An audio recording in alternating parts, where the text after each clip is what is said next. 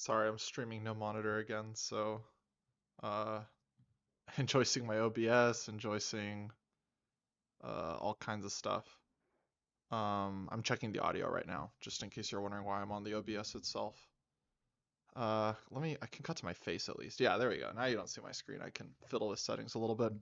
The audio seems to be fine. I wonder if we'll get anyone watching. I'm pretty sure, like, if we look at I'll open it right now and I'll share it once I'm there. Like, I don't want to share certain things screen, so just give me a second. I'm gonna go to my analytics. I saw a section. I don't know if they've always had it, but I came across this section when I was looking at my analytics the other day. Um, that talks about. I was actually looking for the geographical distribution of my audience, and I came across it. Gives me like a time of day distribution of my audience, which I thought was crazy. Here, I'm checking the screen to make sure there's nothing like that I don't want people to see before I share it. I think this is fine. Yeah, okay. So let me switch it so you can see. I saw this. I swear I hadn't seen this before, but maybe it's because I didn't even have enough data last time I looked. Um, 9 a.m. Friday apparently is a really good time.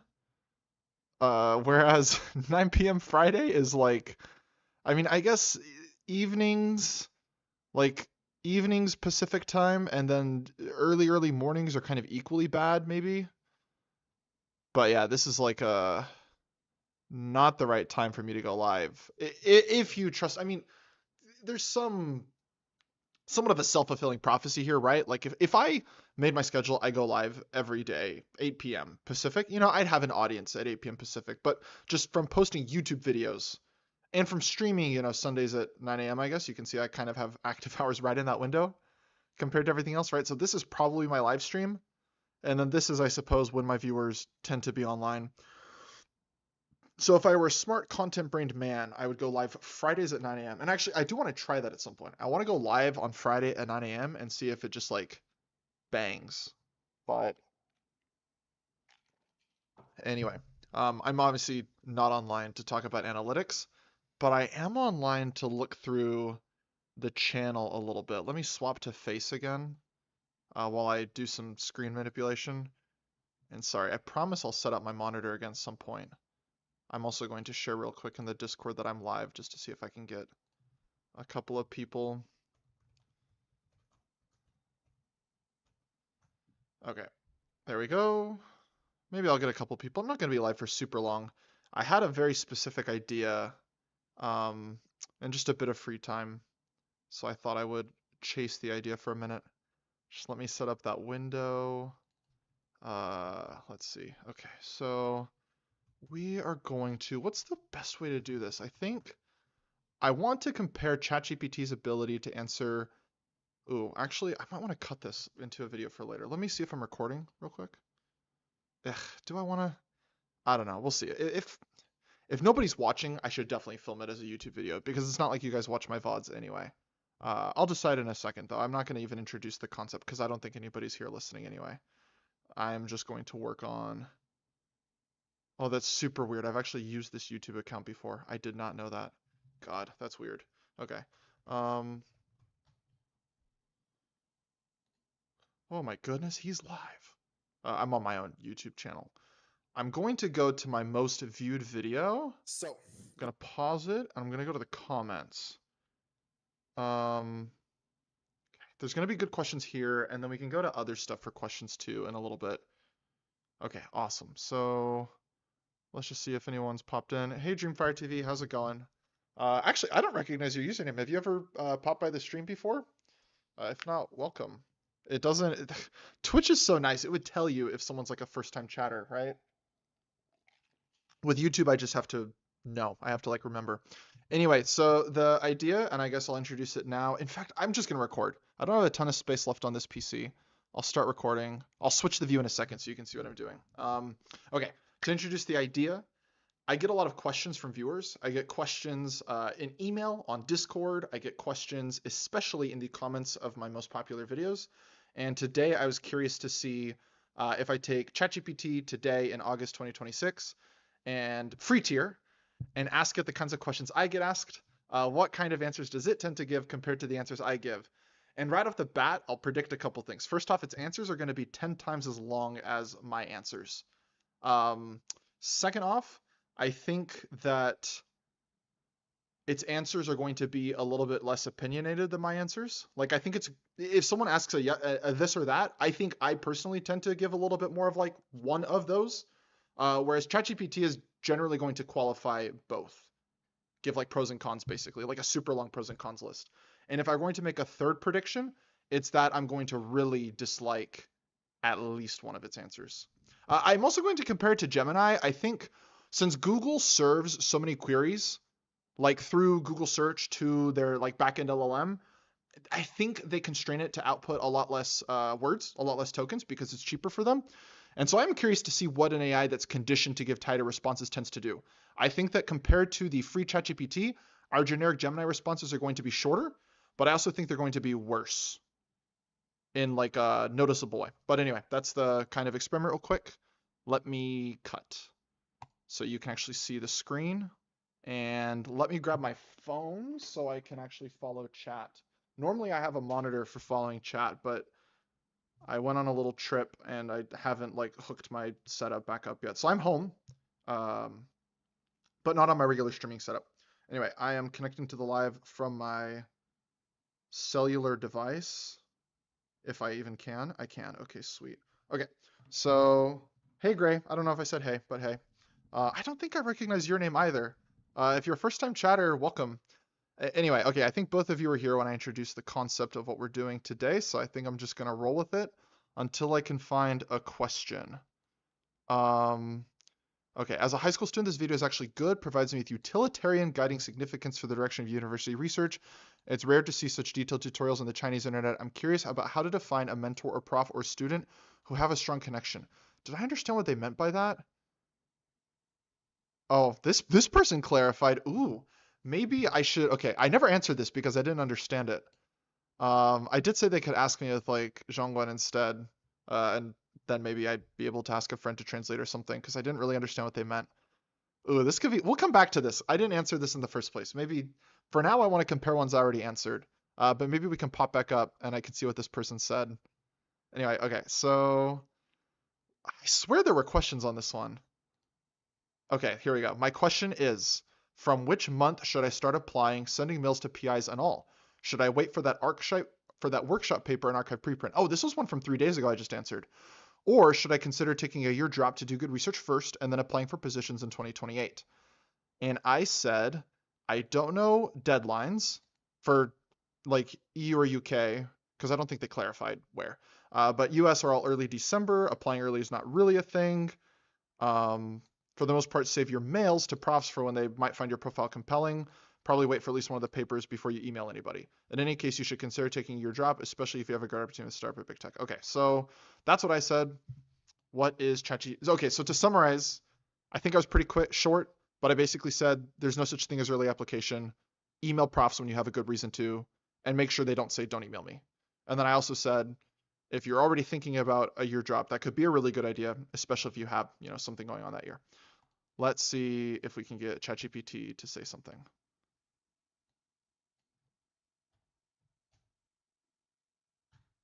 ChatGPT free tier.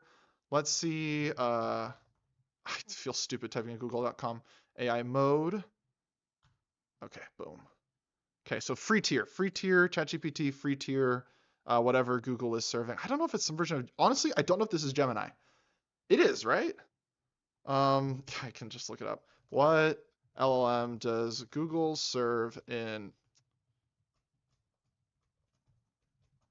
I imagine it's some version of Gemini, right? But I don't know which one. I don't know. Gemini also seems like overkill just for Google search. Like, do they have a special one specifically for search? Just like a very optimized version. But what version am I using here? Is this just straight up Gemini? Does anybody know? Hey, Don Barb. Another username I don't recognize, actually. If you've never been in chat, welcome. It's great to have you. If I don't recognize your username and you've chatted before, I'm sorry. Okay, so... Okay, we have an answer from Gemini, we have an answer from ChatGPT, and both are actually pretty insanely long. Okay, that's actually, we're not being A/B tested or something, are we? Because that happens sometimes. It'll like, no, that'd be side by side. This is insane. Like, oh my God, this isn't something I didn't consider about this concept. Do we want to spend 10 minutes reading? Oh my God. Okay, let's see if we can at least find the parts where it actually answers. Okay, it says you're not late. I guess I didn't give that reassurance, really, did I? I just said there's no such thing as early. Okay, they do emphasize you submit applications, around those December deadlines for US. Um, did the comment ask? Oh, they did say UK EU. Okay, so that's why I mentioned it. That's why ChatGPT is mentioning it. Um, they say for the US, don't make PI emails your main strategy. Um, for the UK, apparently that's more important. And actually, I didn't know that. I don't even know if that's true. Um, maybe it is. I guess people that are more familiar with Oxbridge can tell me. I guess I wish I knew. Maybe today I learn if I trust this. We could always follow this link, but I don't really care to know the specifics because I think it is actually more similar for the US than this even lets on, especially in this current funding environment, which is a little bit tight. Um, a lot of faculty I know basically are selecting their students or at least interview. Like they want to know the specific student. For a lot of the time, that means they might look at the application and interview, or otherwise, if someone already reaches out or they see some work and they know this is a strong student, that would be someone that they're inclined to hire to begin with. Okay, here's the part that I think matters most for you. Uh, okay, so this is something I didn't break down for this person, but I have broken down for other people, which is if the 2026 profile has the workshop paper and the preprint, it's better than 1 year with like maybe one paper, but like no real change in your research trajectory. So that's a good point. And I didn't really make that point to this person. I just said you could consider taking a year drop. Um, oh wow. Okay, so I was wrong. I said it would qualify a lot and provide pros and cons. ChatGPT actually goes for like really firm advice. I would not take the gap year. I would apply. That's pretty interesting to me. For me, that's actually not clear at all from this that it's a good idea to apply. Like they are hopefully going to have a NeurIPS workshop and they have like a preprint related to thesis work. And the fact that they're already just saying, oh, it might be an archive preprint and they're not even naming a venue tells me like it might not be that significant, right? So with two papers that are kind of they could have a really hard time in applications. And the problem with telling someone like this, oh, just apply, don't think about the gap, is like now is also the best time to think about the good thing to do during that gap. And so I predicted that ChatGPT would give at least one advice that I would think was bad. I don't think this is good advice for this person. I think without like a solid top tier paper, this person's main thought should be, can I get a very solid thing in the gap? Because with this profile, they're not going to get into a top school. Like 99% chance they're not getting a top spot, but like they could potentially get into a really, really, really good company and build that profile and have a chance at a top spot. So that's why I think it's like it's definitely not super straightforward because they could get into something just below top and that could be pretty good for them. Um, but it's really hard just because people on this bubble potentially have resumes and like depending on the school they went to, which it's not clear to me, um like they could have really good profile for industry. And so it's not as simple as like, oh, this might be decent for some PhD. It's also like, but does industry like your profile even better? One thing I'd be careful about for scientific ML, I'd rather application blah blah. Okay, now they're just like answering stuff they didn't even ask. Like, what's your story? What I do starting right now, make a spreadsheet with a bunch of advice. Like, this is definitely good advice. Um, this part. Maybe 30 to 50 is just a little overwhelming for a human to handle. Uh, maybe you could ask your chatbot to find you that many advisors. But for you personally, it might be a lot more realistic to start looking in depth at, like 10 to 15. Yeah, and yes, and it's true. Once the workshop paper is in good state, that's when you could start, reaching out to people, regardless of if it just says UK EU. Oh, it says, yeah, either, basically. Yeah, you can name your work, you can name their work, you can talk about potential collaborations. This is a good thing I want to bring up too that I don't say too much, but it's like research internships or research assistant positions not attached to graduate enrollment are a thing. I've known many people to have those positions, some even for multiple years. A workshop paper that you worked on X and the faculty member has paper on Y can be a great bridge to such an arrangement. Those arrangements can lead to future master's enrollments. They can lead to PhD enrollments. And that's definitely something that you can pitch where it's like, if you email them and you're just like, what about that graduate enrollment? They'll be like, apply. Whereas if you're like, what about a collaboration? Well, if they tell you first off to apply, they're interested, that's a great sign they're already looking at you. But second, that potentially like opens the door to things that aren't just them shutting you down, like just apply. Because if you're like, can I intern with you? They can't say, well, apply for grad school. That doesn't answer the question. It kind of pushes them to where to answer the question. They have to say something a little more informative for you. Okay. I'm kind of deviating from, I think I wanted this segment to be punchier in general than what I'm going for right now, but whatever. Let's look at Gemini. Gemini was a little more brief. Again, I think the one that they serve in this mode is supposed to be more brief. But anyway, let's look and see what it said. The application timeline. Don't wait until your papers are fully published to start the process. Uh, I just start emailing PIs now. Do not wait for final paper decisions. I mean, you definitely could, but at the same time, like think about it this way.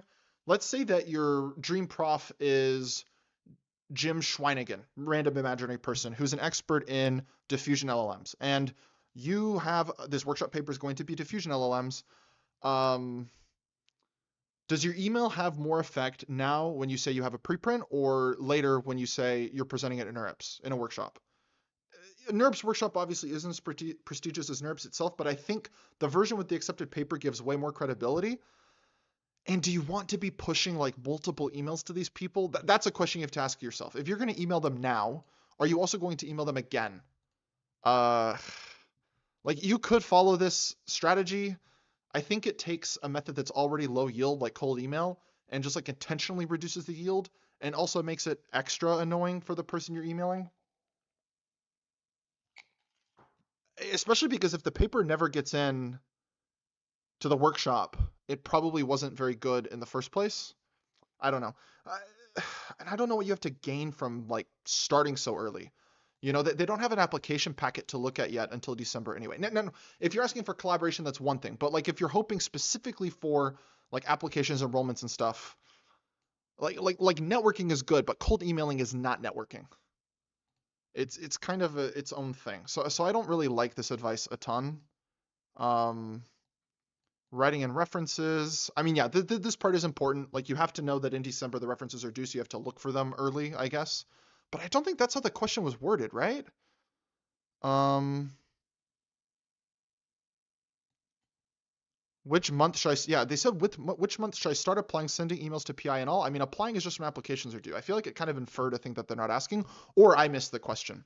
Okay, what does Gemini say about the gap year though? I'm curious. Yeah, apply this cycle while keeping gap year as your backup plan. But what do they say about like how to do it as backup? Nothing too much, right? This is crazy to me. You can seamlessly transition into 1 year RA or pre-doc fellowship. No, you cannot. You need to have those things set up in advance. You need to think about the gap year in advance. You cannot seamlessly transition into RA or pre-doc. That is just a ridiculous thing to say. You can't seamlessly transition into those any more than you can seamlessly transition to a top tier PhD. Those things take time to set up. You need to get people's attention. You need someone to trust you. Those are things, the backup plan, the gap year, work on it like now. If you're not going to be okay going to the 50th or 75th ranked school, the gap year should be part of like what you're currently doing today. So I think this is also bad advice. Sorry, I'm getting slow on the chat. Why not go to the Gemini website? Uh, I don't know. It feels fun to just see what I get from putting it into the AI mode of the search engine. I kind of wanted one that was going to be like extra inclined to be punchy as well. Like I'm pretty sure I said they tuned this Gemini to output less tokens just because so many people are using it. Don Barb says, no, I never had. Just found your channel recently. Someone who's interested in applying for CS PhD at UMD soon. So I was quite interested in your channel and saw that you're, oh, that's cool. Yeah, I did get my PhD at UMD. So that is, I do think I get quite a few viewers that I don't know, but that are either interested in UMD or students at UMD, which I think is kind of interesting. Okay, let's try to not take so long on the other questions. But I was sort of interested. I have to not tunnel on these other ones. Keep things kind of moving. Um, An even better question. Oh God, I remember when I got this comment. Why you even need anything from university anyway? The core skills you need are how to read and interpret historical and modern research papers, how to make GPTs that do things across text, audio, image, video, how to package this so that people listen such get a day job to survive while ideally gaining related experience. Related experience can mean any IT fundamentals, could be networking, system, cloud management, cybersecurity, etc. Universities do a pretty good job at teaching you those three things, although two is pretty specific to 2025 market conditions. This is something I said that I think aged pretty poorly. how to make GPTs that do things is actually probably one of the main skills right now. I wasn't trying to say it's a fad, I guess. You know, it sort of is still specific to market conditions. It's just, um, it feels like a very permanent market condition. Well, it'll get better though, right? And getting better removes part of the you making it do things. Already that's actually changed a lot. You know, when they said how to make GPTs that do things, that was totally different from how to make GPTs that do things like right now. Um, this is kind of fun. I wouldn't be surprised if you're correct when referring to Ivy League like Stanford. It is pretty funny to me to say Ivy League and then name like one of the four schools that are good that aren't Ivy League. Like, I don't know. If you throw, I guess actually in CS, only a few of the Ivies are good. So yeah, you have a, if you're just going to say Ivy League and you mean good school and you mean like CS PhD, you kind of do have a bad chance at actually seeing an Ivy League school. It is really funny though to say Ivy League in the name Stanford. Anyway, so let me make sure I'm up to date with chat. Swift Flicks. See, another chat name. Like, this is crazy. When I stream on Sunday, I guess this is a totally different audience. Anyway, welcome to the stream. I don't think I've seen you before. You say, I'm currently leading a project where we plan to submit to a journal. This has been an ongoing project, but the paper may not be fully fleshed out or get accepted. What's the consequence of not getting accepted? A lot of things. Let's see. Do you give me more context for you? The short answer, the simplest thing is if you, like, a journal is going to give you reviews typically that just say, change these things. And if you change those things, they'll look at it again. And if those are the only things you really need to change and you did it right, they'll accept it. Typically, hard reject is not a super common outcome, but it depends on the journal, right? More prestigious journals have more like avenues to reject, I guess. But even then, the way a journal's supposed to work, you either, get outright rejected if the work is just really not correct for the venue or somehow really bad, or you can get told to make major revision or minor revision or accepted. Different journals manage differently, but that's how, like, I review a lot for IJCV. That's how they work. Typically, you don't get rejected unless you fail a few rounds of major revision. So from journal in general, hard reject should be a fairly rare outcome. If it happens, generally it's actually very similar to if they ask for a major revision. That is, you make major revisions and submit elsewhere. The only reason you wouldn't do that is if the work really is just totally doomed. Like, if it gets completely scooped, someone else does it, so it's no longer novel, or if there's like fatal flaws in the correctness, or you're making it sound like you haven't even submitted it yet. Maybe it's not done. Maybe you don't know if it'll pan out. Maybe it just doesn't pan out and there's nothing to submit. Um, for you, like, I don't know anything about you. If you're like me, the consequence of a paper not getting accepted to a journal is like you're sad for a day. But if you're an undergrad, the consequence could be missing this PhD cycle. So it really just depends on you. Depends on you. It's crazy how much it differs depending on where you're at, actually. I was thinking about this when ECCV mistakenly desk rejected my paper and then undesk rejected it. Like, where I am now, that just ruined my weekend. But if I was like a second year grad student Matt again, and that was my first paper, that would like ruin my life, which is kind of a crazy disparity in outcome. Highly recommend you watch that video for me, by the way, if you're part of the computer vision community. I think it's important dialogue. Um, what do you think is the best course of, oh, actually, I'm kind of curious. How does, this isn't a question, right? No, I'm not going to send that to the LLMs. They're just going to ramble nonsense. Okay, what do you think is the best course of action for someone in my position to get into a PhD program? Okay, so let's see what it says. Let's take this one to both of them. New chat. Is this new chat? Heck yeah. Oh, I put thanks, Matt. Whatever. We'll see what they do with that. Just give them the questions I'm asked. So this person says, I'm in a tricky position, didn't do great in undergrad, but managed to get into an online Master of Science in Analytics at Georgia Tech. Decent GPA, no formal research, strong background in deep learning and reinforcement learning with a few research-style projects that they feel proud of. What's the best course of action? One of the main issues of the program is online and no relationships, so no letters.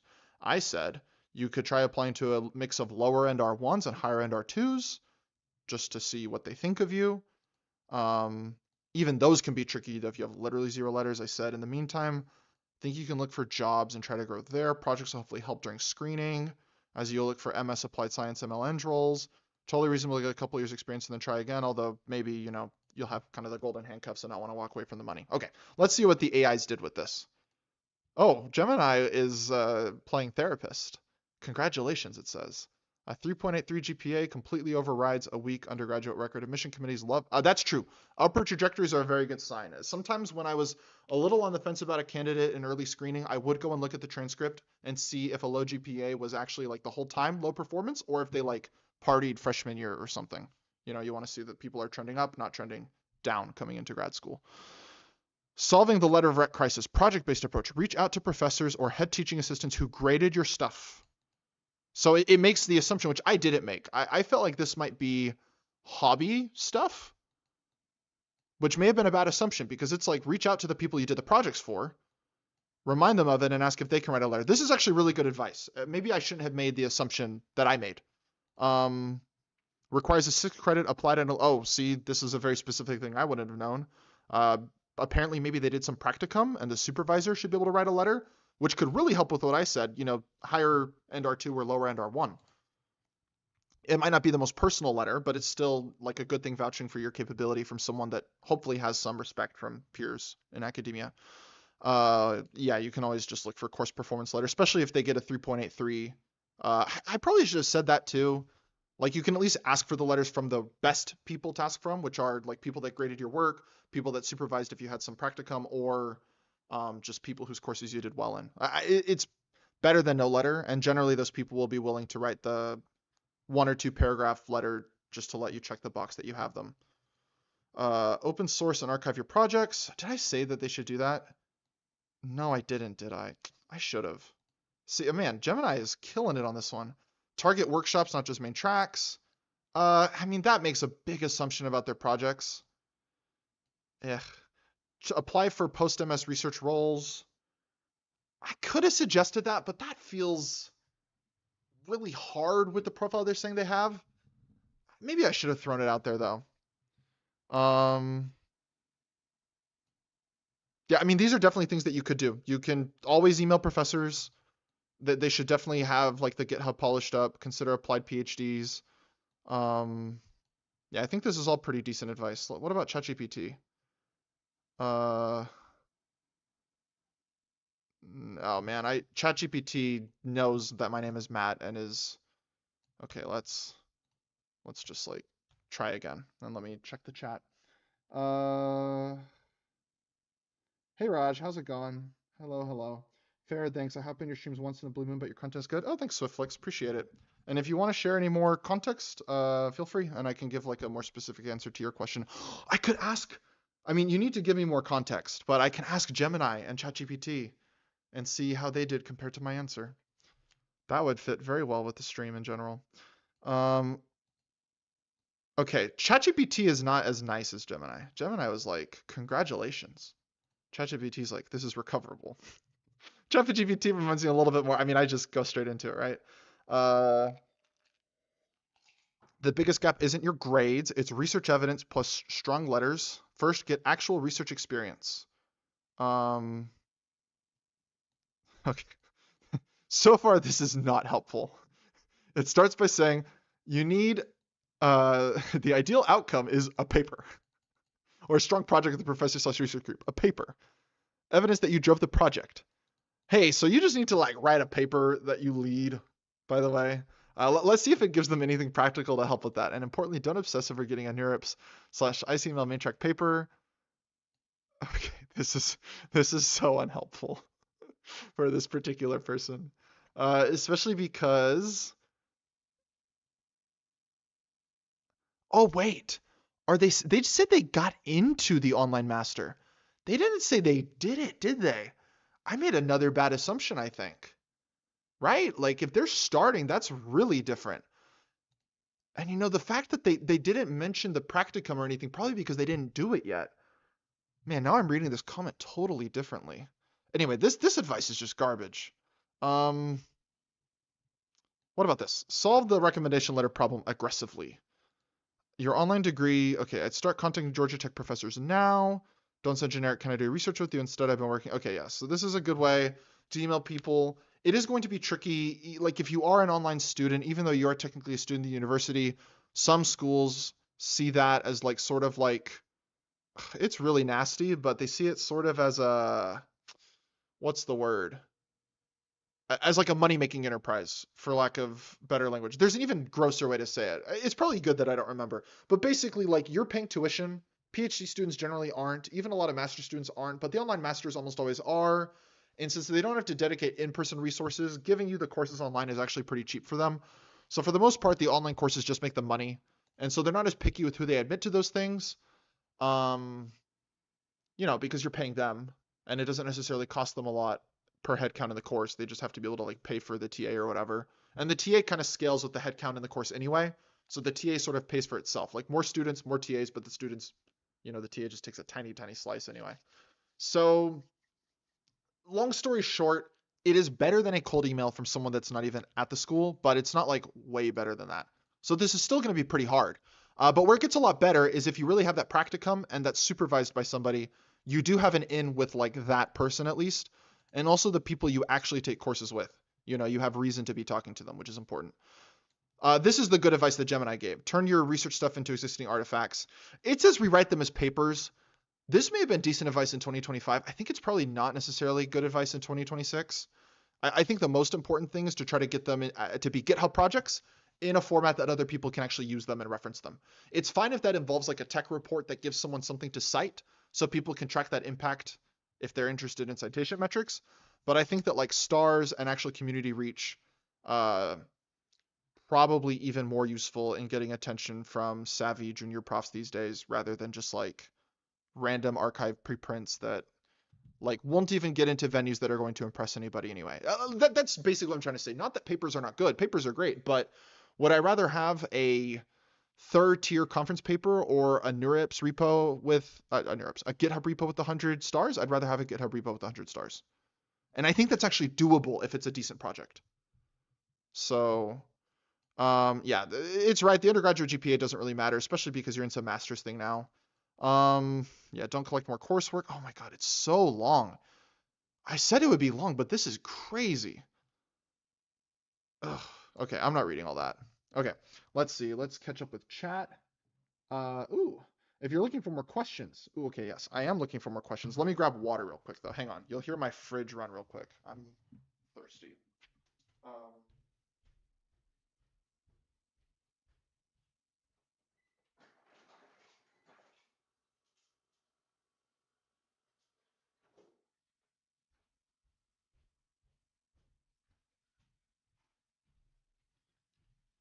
I can feel my mouth drying as I talk, so it's important to remember to grab water. Okay, so let's see. If you're looking for more questions, how do pre-doctoral programs, if you want a specific one, Allen Institute pre-doctoral young investigator compared to other paths for setting up for PhD? I don't know anybody personally that's done Allen Institute pre-doctoral young scholar. Young investigator, sorry. Let me look at that a little bit. See, this is where the AI might have a better opinion than me just by virtue of knowing more. So I'm going to read a tiny bit about this, and then I'll try to give a good answer to your question. Okay, so prepare candidates for the opportunity to prepare for graduate level research through partnership with strong mentors, participation in cutting edge research, co-authorship of papers at top venues, position candidates for entry into a grad program, which granted, that's what a pre-doc is generally meant to do.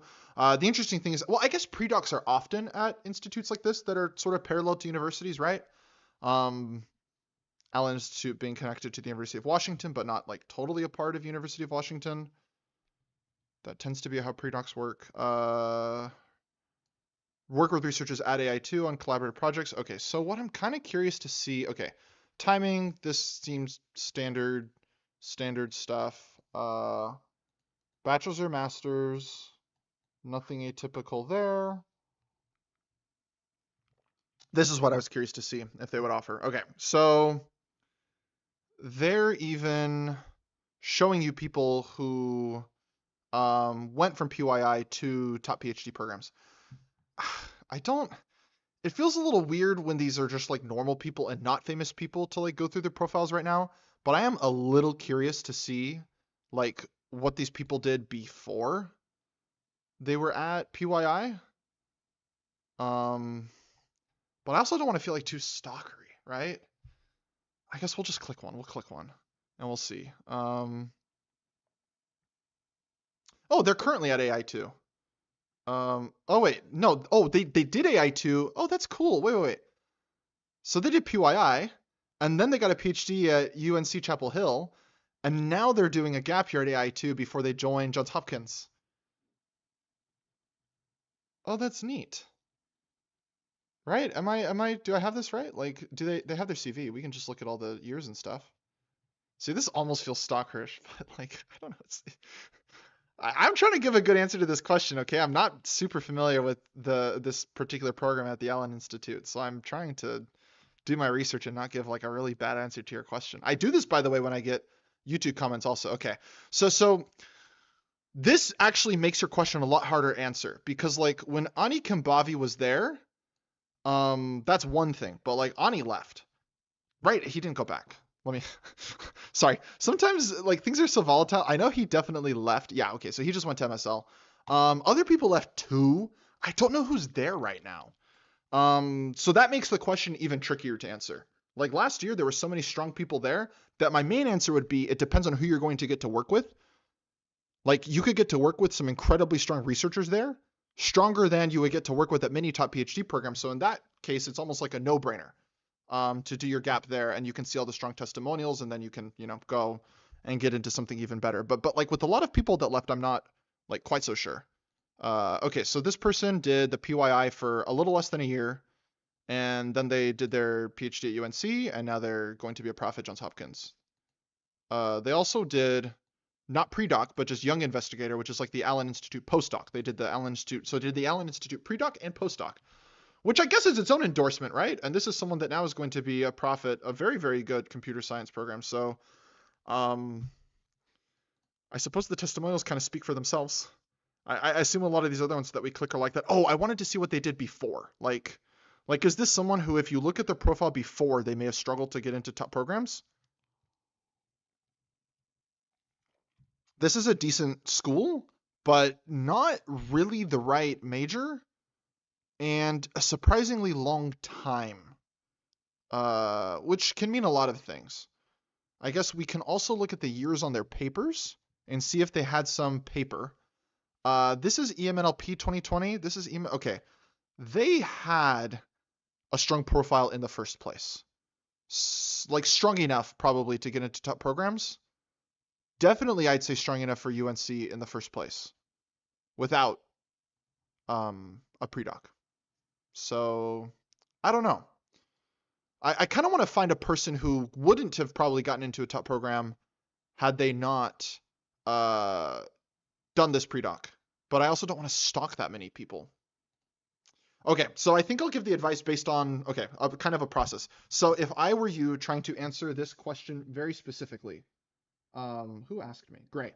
If I were trying to answer this very specifically, it's definitely better than nothing.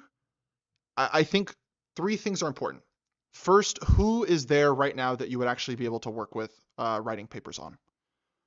Second is how much time are you willing to be there? And what is your exit signal? Like, are you just waiting until you get admitted into like a top program? If so, what constitutes a top program? Because it's flexible, it's 1 to 3 years. How long do you intend to spend there? And then the third question would just be, how does this compare to other things you could do with your time? Unless there's someone there that you're just so excited to work with and this is the best way to work with them, if you could get into a top PhD now, that would probably be the better thing to do. But if you're comparing between this and industry, the big differentiator between spending your gap year here versus in industry is this one's telling you it's trying to help you write papers. So this is a great way to like level up your resume if you can work with the right person. So those are the three things. Who you get to work with, what your exit signal is, and wait, what is the third thing? Oh, how it actually compares to just the other opportunities you have in front of you, where I said top PhD, probably just go now. Otherwise, this is probably better than like industry if your goal is ultimately, academia or like getting a PhD. Okay, so that's my answer. Let me ask the LLMs their answers. And sorry, that was a long answer. always give long answers. My answers are probably as long as ChatGPT, as much as I like to make fun of it. How do pre-doctoral programs, if you want a specific one, AI2 pre-doctoral young investigator, compare to other paths for setting up for a PhD? Okay. Did I typo at all? Or is that clean? If that was clean, I'm a psycho. That looks clean, no? Okay, I mean, I omitted a dash in a place and I had it in the other, but you did that too, so. Oh, it assumed, okay. Uh, Forget everything you think you know about me. Or should we just log out? Can we log out? Yeah, log out. Okay.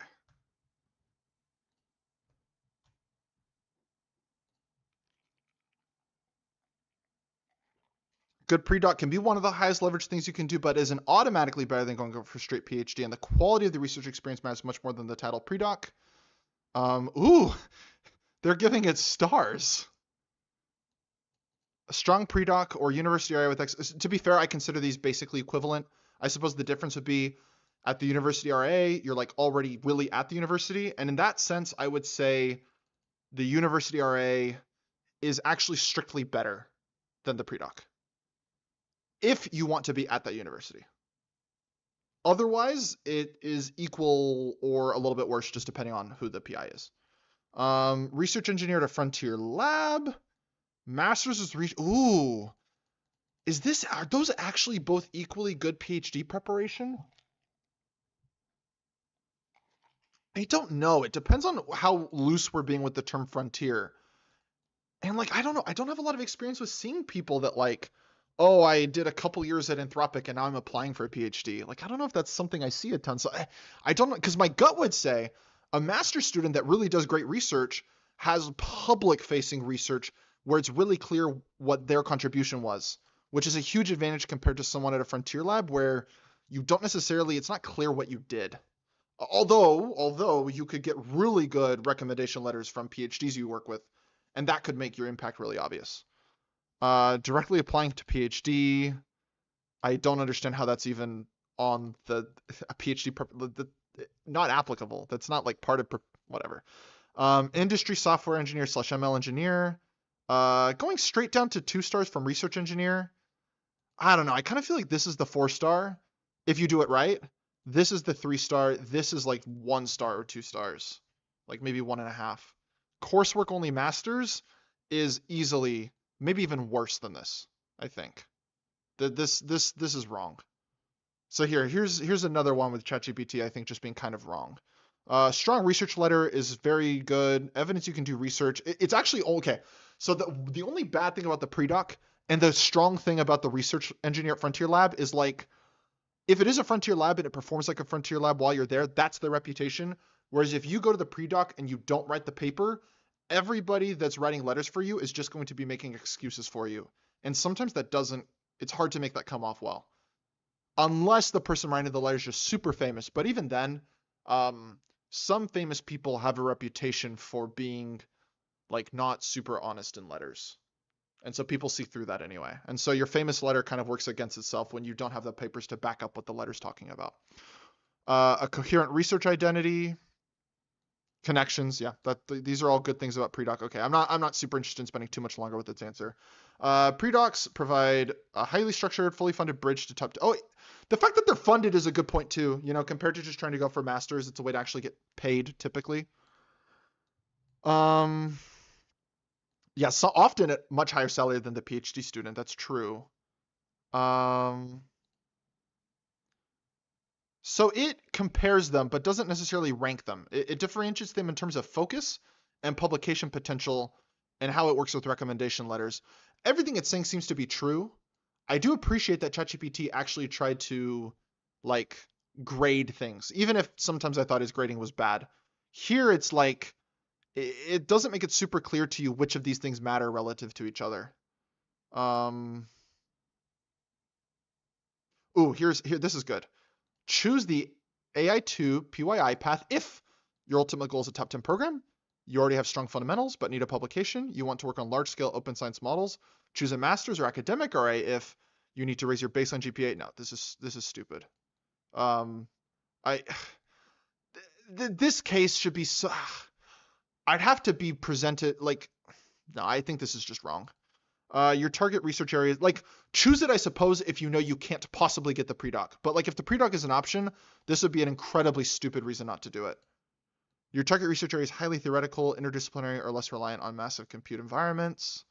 Uh, Fair enough, I guess. Okay. Interesting. Thank you, Gemini. Okay. I can go into more detail. Oh, so Dom Barb has a question. I have a similar question. I am currently finishing my work for an REU. Oh, cool. That's awesome. I think REUs are one of the main things that I pitch at undergrads just to have in their mind, especially like freshmen and sophomores, because typically I feel like you don't realize it's a thing until it's like you only have one more summer left at best. But anyway, so what would you consider worth it enough to pursue an attempt at a published paper / trying to get into a workshop?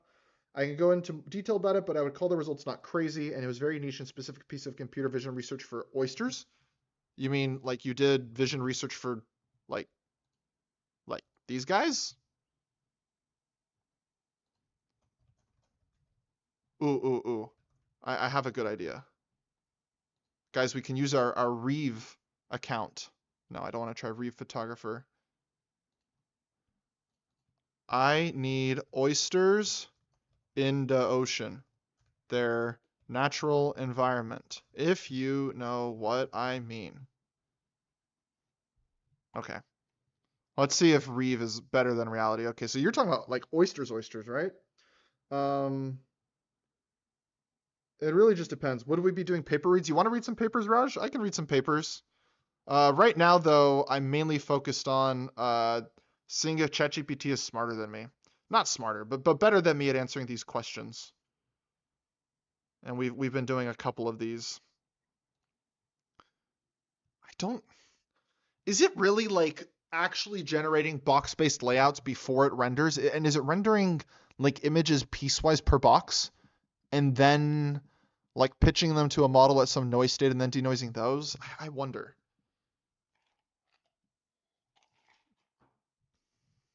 I need to take a closer look and see if they even make that available. Also, why? This is terrible, no? Is this what oysters look like? Let's download this and zoom in. Come on. There we go. Enhance. Like, what am I looking at? This is disgusting. I'm wasting 30 megabytes on this? Are you guys seeing this? This is horrible. What? Okay, the other one's better though, right? This sounds pretty awful too. The textures are just horrible. Our oysters look like rocks. With like, ugh. And then the rocks look like oysters, and then we have this fish that's like Admiral Akbar from Star Wars and has like 10 fins. What is going on with this? You know, everyone says image generation is solved, and then you look at like the what is this ranked on AA right now? It's 2. Like, look at this. What? This is not their natural environment. Oysters like like like this. Like they have like they don't like all morph into each other. No? Am I crazy? I feel like those are really bad oysters in that picture. Although, to be fair, the training data did not have amazing pictures of oysters in their natural environment. Oysters in their natural habitat.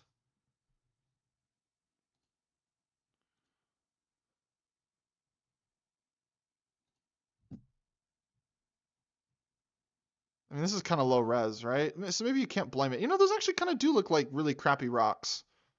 But I feel like the Reeve ones look like even crappier rocks. I don't know. Maybe I'm being mean. Okay.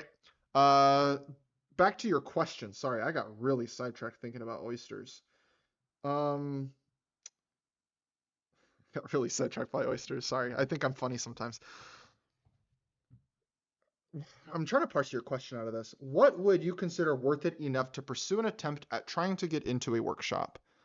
Uh, is this the first time that workshop has ever happened before? If so, it's a little harder. And I could answer more if I knew more details. I can answer with zero details if the workshop has ever happened before. If it's happened before, look at the papers that get into the workshop and say, does my paper, you know, clear the same bar that these do in terms of its novelty and its thoroughness and its applicability to the workshop?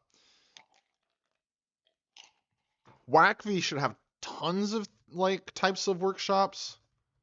Here, let me look at like WACV workshops 2026. Like you're talking about, well, let's pretend you're doing like Oyster re-ID or something. Um, let's see. I can find a couple here. Oh, sorry, this font's actually killing me. Um, maybe it's agriculture. I don't know. Like, are these oysters for food? What else?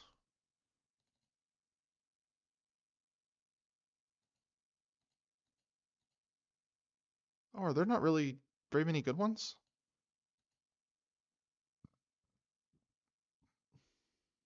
No way. Wacky used to have tons of good workshops for this kind of thing, but none of these are really standing out to me right now.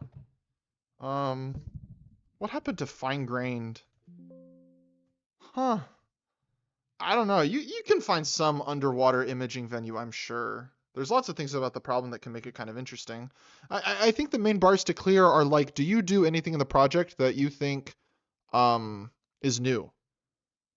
Uh, I guess another bar we could say is like, are you doing anything in the project that wouldn't just be super obvious to a person as soon as you tell them what the problem is? It's okay even if it is super obvious, as long as then doing it wasn't totally trivial. I would say if it's either not super obvious, or if it's obvious but not trivial to do, or maybe even if it is obvious and it is trivial, but you did it like really, really well and really thoroughly and truly no one had done it before, those can be fine reasons to pursue a workshop paper. Feels kind of depressing when I put it that way. I think there is a lot of good science though that is taking things that are kind of obvious and kind of trivial, but like doing it really, really, really well. Because me saying it's trivial and that it's obvious are just my assumptions at the end of the day.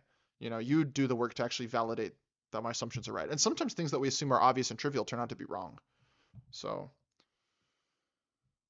top right button is incognito conversation. Never mind. Oh, really? I could go into incognito. I think Gemini is handling me okay though.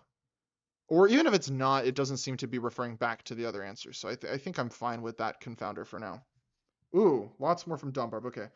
Swift Flicks. Oh, by the way, I'm not asking that Dombarb to the LLMs, just because there's so little info that I feel like they're just gonna vomit like a ton of nonsense. Swiftflix. Would a conference like iClear reject a paper for a small data set? Is it a bad look to have a large paper only on something like archive, or could we submit elsewhere? Um, conferences like NeurIPS, they're always changing stuff like this. Yeah, they had an evaluations and datasets track. I'm not super familiar with all the parameters. I don't know if there's any. I don't think there's a size limitation. I suppose if your benchmark or dataset is like 10 samples, that could feel really lazy and unhelpful. But they actually explicitly have a track for these things. I think it already wrapped up for this year, so I don't know if this is super helpful for you right now. I think the timing follows the NERB's main track, so it already happened, or like the submission deadline was 2 months ago. Does iClear have a datasets track? I don't know. I don't think so. But who knows? They're always no. I mean, but datasets and benchmarks are a relevant subject area. So I see. I don't know what you mean by small though. Small could just be your way of saying bad. You know, does iClear have a track for bad datasets? No.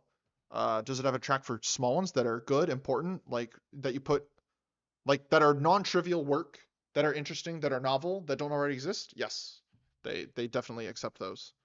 Um, okay, I'm gonna ask the AI what it says to your question. Clear chat. Would a conference like iClear reject a paper for a small data set or ask for revisions? Is it a bad look to have a large paper only on something? Yes, it is a bad look to have a large paper only on something like archive when you're very young in your career. You don't get any credibility from having something on archive. Unless it's like huge and impactful and you get famous immediately, then it's fine. But I'm going to assume that 99.99% of my viewers aren't like sitting on some work that's about to become famous. Yes, iClear can reject a paper for a small dataset if the main claims rely on large-scale validation, but they will never ask for major revisions because iClear operates on a binary accept or reject system. That's kind of true, but it has a really long discussion phase. And they ask for tons of experiments in that phase, which is kind of a revision phase. Leaving a large, high-quality paper on archive is not a bad look. It is a widely accepted practice in AI. Okay, see, this is all stupid so far. No revision system. Yeah, see, you even upload a revised, like, what is it talking about? I forgot about this. iClear has the revised PDF thing. There is a revision system. This is just stupid. It's not like a journal revision system where the AC says time to revise and then you give but it kind of basically is. Dataset size versus contribution. If you propose fundamental algorithmic change, a smaller toy data. Okay, so it's assuming, by the way, that you're submitting a method along with the dataset with this thing. So you can have like a fundamental algorithm and then a small toy dataset. Or if you claim a new state-of-the-art system, oh, what? It like is totally not. Oh, it understood your question differently than I did. I guess you can clarify. Maybe I misunderstood. I understood that you made a data set and want to have a paper about the data set because that's a thing. Did you actually just mean that you only validate it on small data sets? Because in that case, it really depends, but probably, yeah, you would just get rejected. I guess you can clarify in the chat. That's totally how Gemini understood your question. How did ChatGPT understand it? Oh, ChatGPT understood that. Am I the one misunderstanding? Okay, let's see. Let's see who misunderstood. I'm in suspense now. I'll read yours in a second, Don Barb. Paper about the dataset? Heck yeah. Huge win for me against the AI, right? Oh,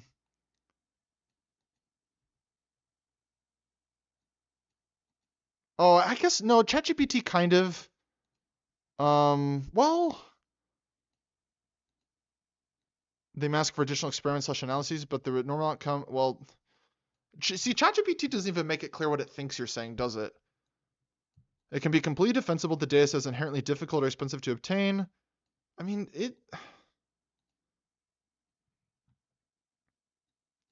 not inherently a bad look. It is a bad look, especially if you're more junior. If the work is strong but doesn't fit iClear's empirical expectations because of the data set. See, it does assume that the work is like separate from the data set itself. So they both misunderstand.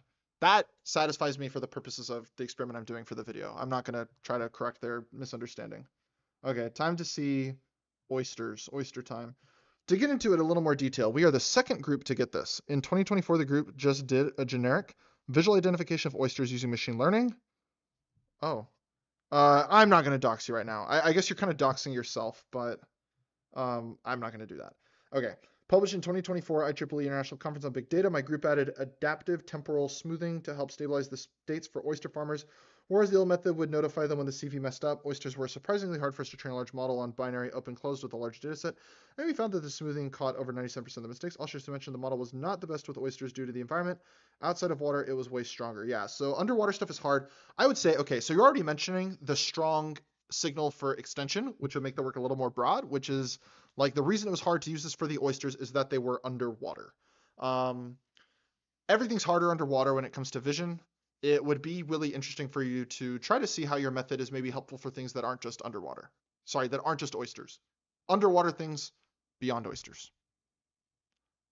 But already it sounds like as long as you can wrap this up around a data set, and especially if you can point back to this work that was accepted at like a more mainstream venue, like the conference on big data isn't like a crazy venue, but like it's a decent venue. That does anchor it as a real data set and a real problem. And often that's what workshop papers are. You know, there'll be updates on like a very small part of what would typically be in like a whole paper. I do think though you could potentially massively improve the scope with a similar technique just by you know, considering other stuff that you can do underwater. Even just other things that you can classify or identify underwater. That would be my advice. Speaking of underwater, I need more water. I'll be right back.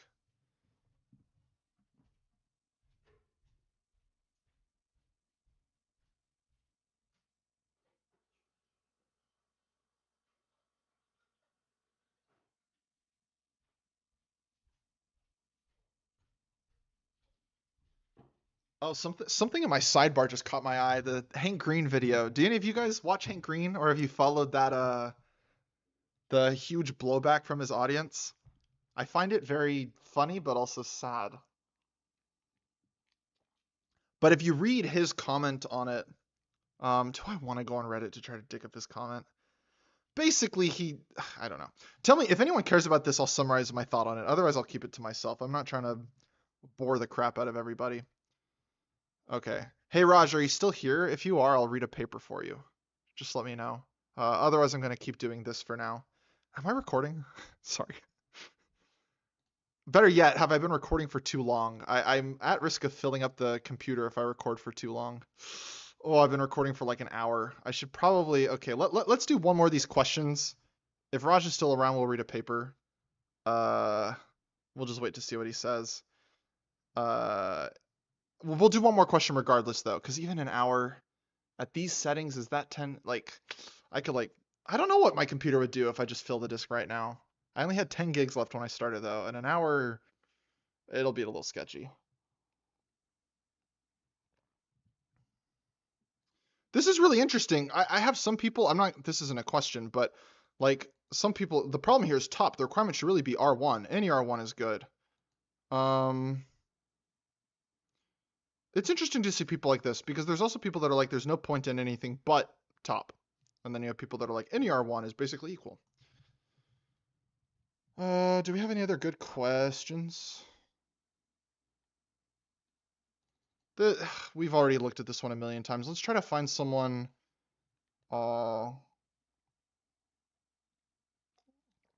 Let's try to find a different flavor of question. See, this is the thing. I do feel like in general, I sort of answer the same question like 100 times. But I also don't mind because I kind of just like hearing the sound of my own voice. Do you know how likely it is for students from abroad to get accepted at those high-ranking universities? Yeah, I don't really want ChatGPT or Gemini's guess on that. Better to prepare scripts so that we can have a short and convey the information properly. Thanks. There's an AI summary option from YouTube. One could use that. That's awesome. Uh,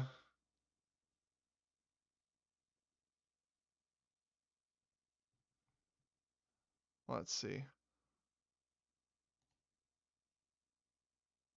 Okay, this looks a little more interesting. Okay, so the big background, not going to look into that right now. Do I have a chance of getting into an MLAI program? Secondly, would the next best thing be to try to do research with faculty from other universities? Okay, actually, let's just take this question. Do I have a chance? What did I say to that? So their situation is non-research university, liberal arts school, not the best computer science, very thin faculty, courses are outdated, one ML course, doesn't even do neural nets, one research experience not fruitful, not enough time to finish the project to write a paper. I said, without a paper, chances of the top program are virtually zero. Lots of great research happens in other programs too, and as long as your letter writers say useful things, you have a good GPA, GRE, good statement, whatever, maybe some R1s, like lower tier R1s.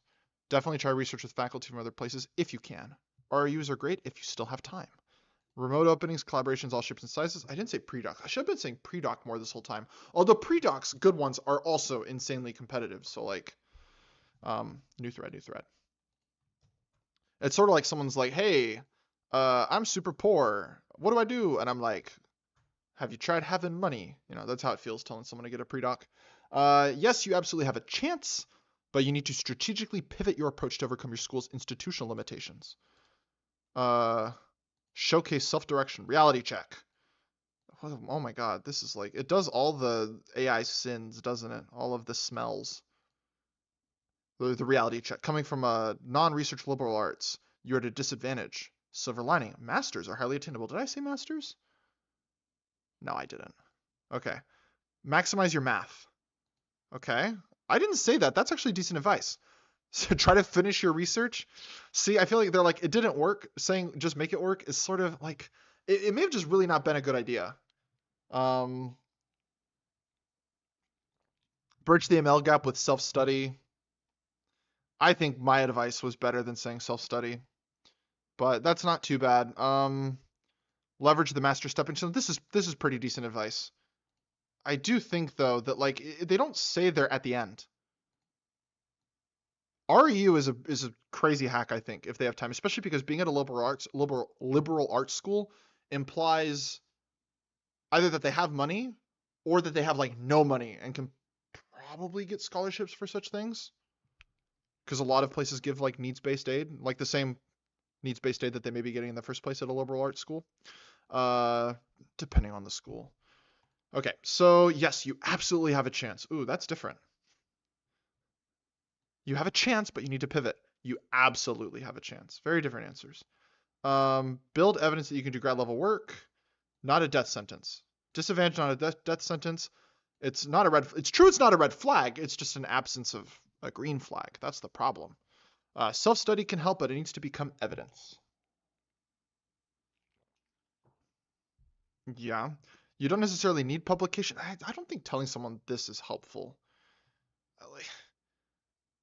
I mean, it's equally unhelpful to say just write a paper, duh. But like, this is just also not really true. Your math background may matter more than the specific ML courses. That part's true. Like, if you can get great math background at the liberal arts school, that can be really appealing to certain faculty, certain people that'll be looking at you. For example, suppose you have, oh my God, these are just so long. True, coursework-oriented masters, you can definitely do that. But where it's actually competitive, it's going to be really freaking hard. Okay, so it just asks for more context. That's fine.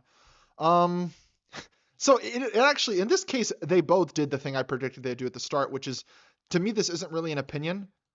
I guess you could argue that this isn't a clear question, but it's like when they say, do I have a chance? And it's like, you have a chance, but then it's like, hey, I need more details. And everything saying you have a chance is like, do these 20 things.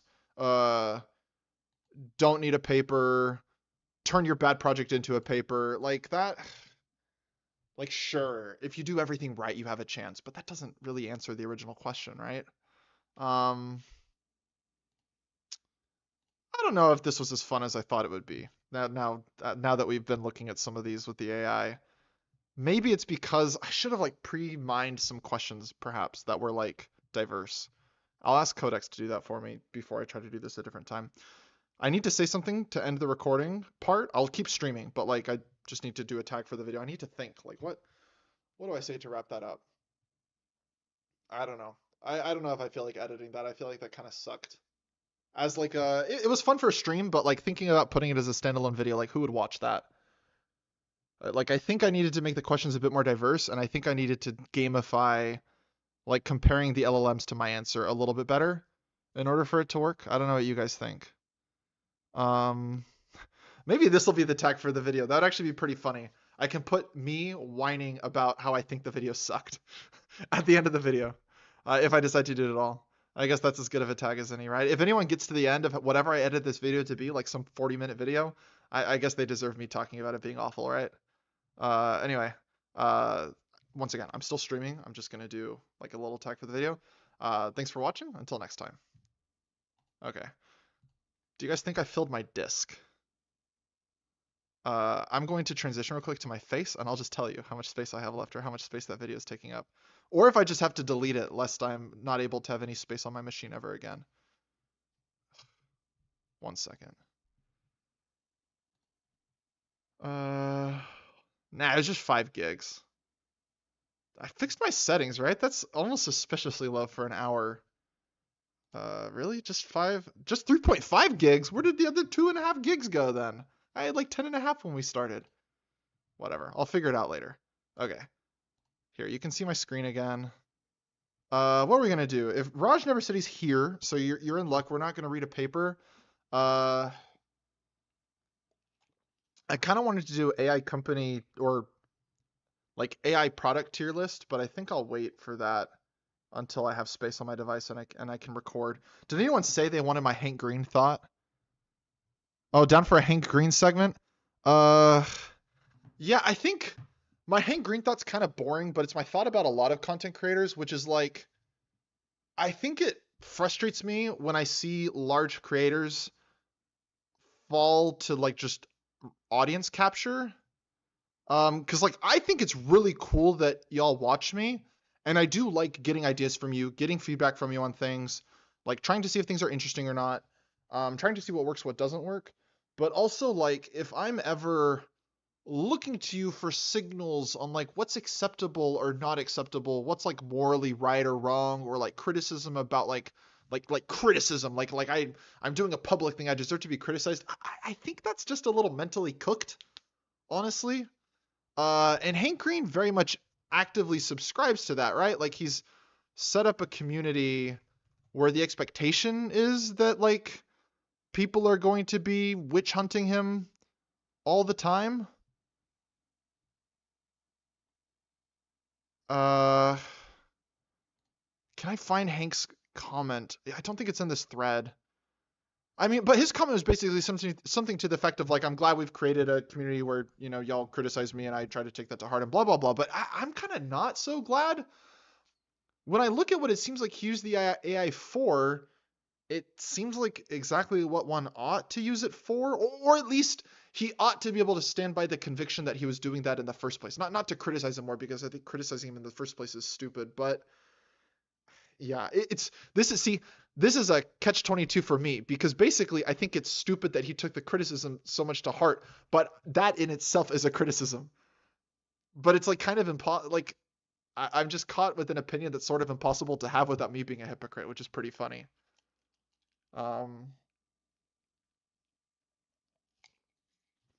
but yeah, I think he's courted an audience that tends to be extremely, or rather, he has a core audience that considers themselves nuanced, but within that nuance tends to be extremely dogmatic about certain things.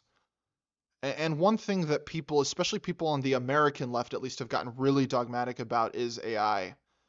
And I think that's probably mainly what he's suffering from, is just like, I think he already courts, by virtue of doing like broad but not deep science communication, he's always going to have an audience that kind of enjoys, in his case, edu slop, but that's probably the same audience that's susceptible to like populist slop messaging. And so they've all gotten kind of like brain fried when it comes to the AI issue. And so that means he's not allowed to do what he wants to do with tools. Like they don't think he can make his little video game that he keeps online with Claude or whatever, or they really wish he wasn't, a lot of them. It, not nerd fighters specifically, like his core audience, but I just mean, the broader audience he's cultivated as he's gotten, I feel like, more and more popular over the years, as he's branched out into more and more things. I don't know. A lot of the time I feel like these things just sort of escape containment is what's happening. Like I don't think his audience really needs to know the exact process that he goes through to research his videos. Like if he makes a false claim, that deserves pushback, and people ought to be able to discuss that. But I don't agree with obsession over like the way that he comes to make these claims, especially because people have been making tons and tons of false claims by doing manual human looking up all the stuff for a very, very long time.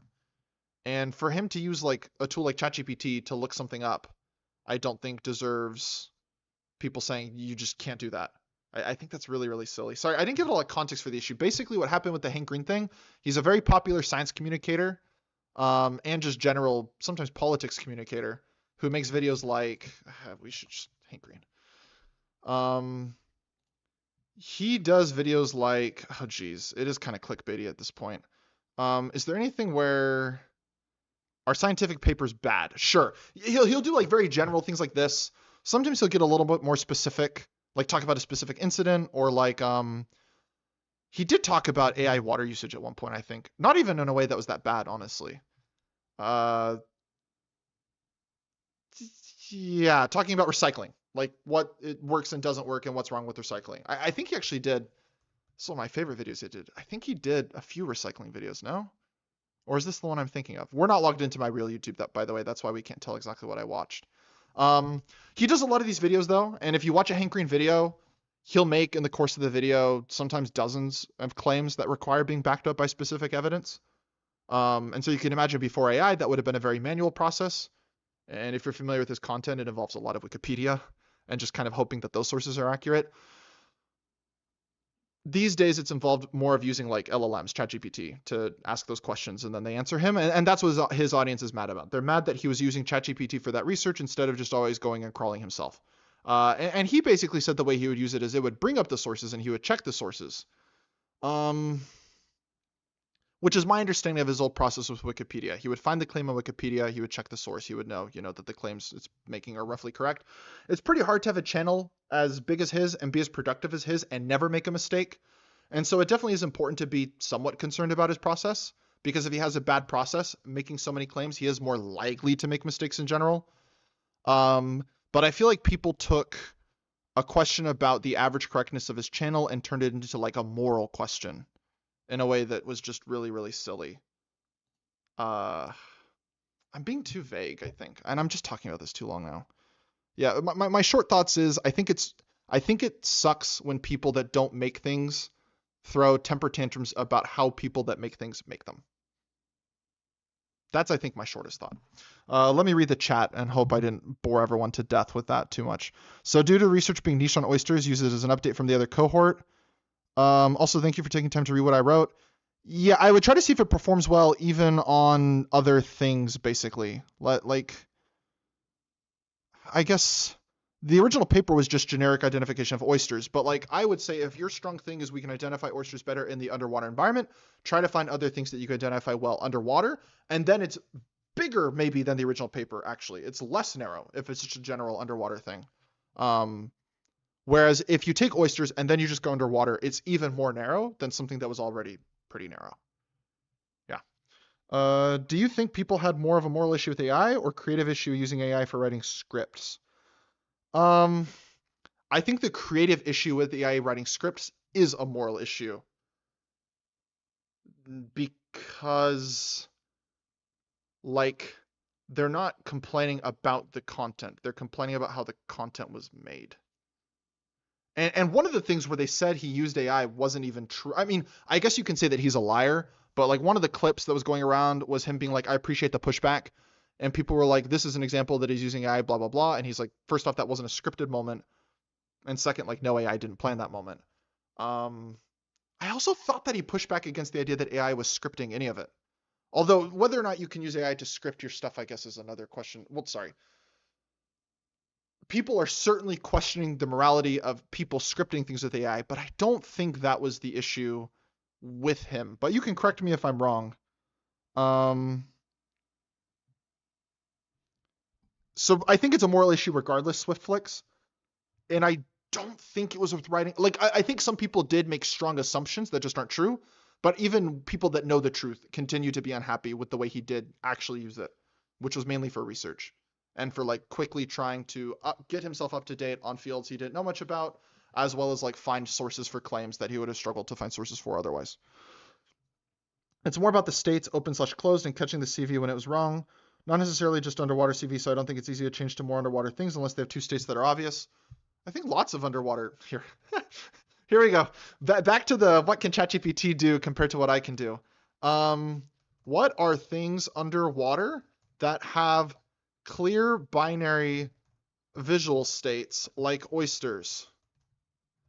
Open/closed. 3 examples, 1 sentence each. I am not going to deal with what it was doing to me. This is what I should have done. I should have given it like a length limit. Clams, open when feeding, closed when threatened or disturbed. Okay. I'm stupid, everybody. But like, what's the difference between oysters and clams? Oh, oysters look more like rocks. That's my best. Here. This might be AI. Moms who think, that's not a good sign. Not that mom's thinking is not a good sign.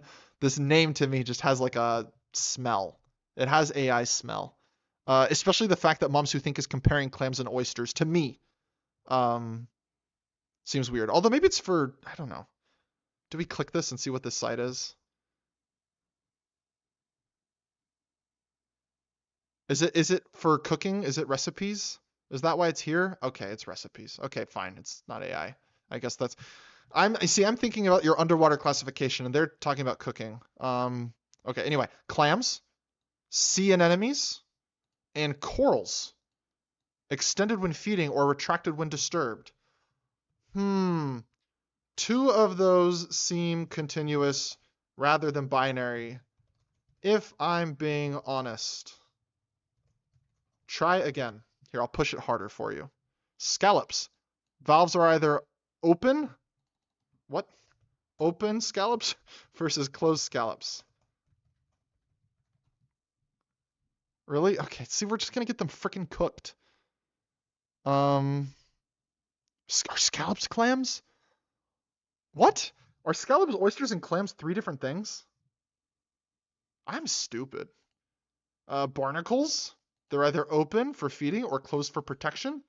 Mussels are either open or closed.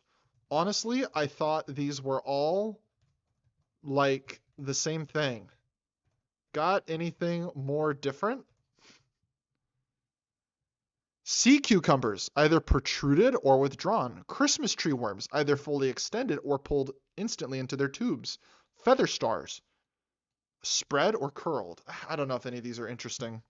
Um, Trust me, oyster looking like rocks was a big downfall of the model at first. LOL for an AI channel. I'm learning a lot about oysters. Me too. Um, maybe, maybe. So far, most of my learning has been from ChatGPT and moms who think. So, like, hopefully those are good sources. I guess we would. I kind of want to get. Where's your? This is a nice infographic. What's the difference between oysters and clams? Clams, oval, equally sized. Oysters, irregular. Clams, tan, brown, white. Oysters. Okay, are these not the same colors? But we like switch the order. Really? Salty versus brine. Okay, salty versus briny. I'm once again not convinced this isn't AI. Salty, briny. How would you describe briny as a flavor? It's gonna say salty. Yeah, see? Boom. Should we take this into GPT-0? See, no, it was written pre-GPT though. So unless she was like GPT-2 or 3 or whatever, was this after 3.5 actually? It may have been after 3.5. Is this some of like the OG AI slop? It's possible. We gotta find some of that actually. That stuff should be really obvious, no? Some of like the earliest like people just dumping their garbage on the internet to torture the rest of us. It's probably easier to find than other things. Okay. Let's see. Am I up to date on questions? ChatGPT was November 2022. Dang, time flies. Actually, oh wow, that's crazy.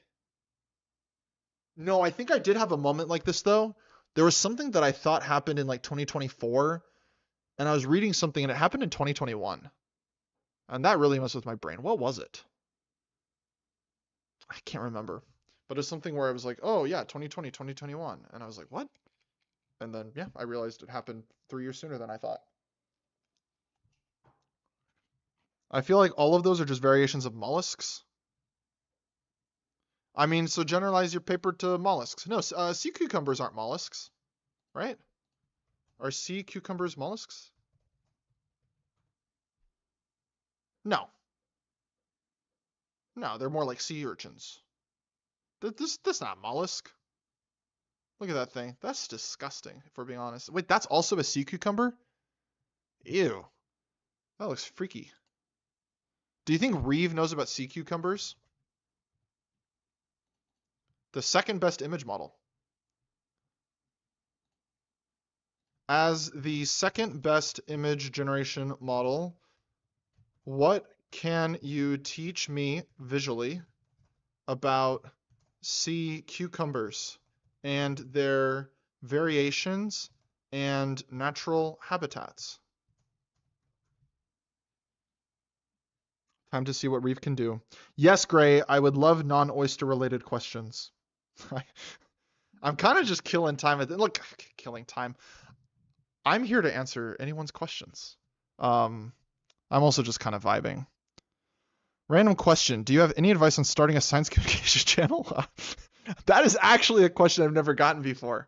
Um, no, I don't think I have a very good one, so I don't think I'm a good person to give advice on that. Why did you start making videos and what surprised you? I started making videos because I didn't feel like other people were making these videos. I feel justified in saying that still. Like I look at what videos are recommended from mine and also what videos send traffic to mine, and generally they're not very similar. So I do feel like I kind of have this micro niche where there aren't a ton of people giving like that inside look, like CS PhD advice.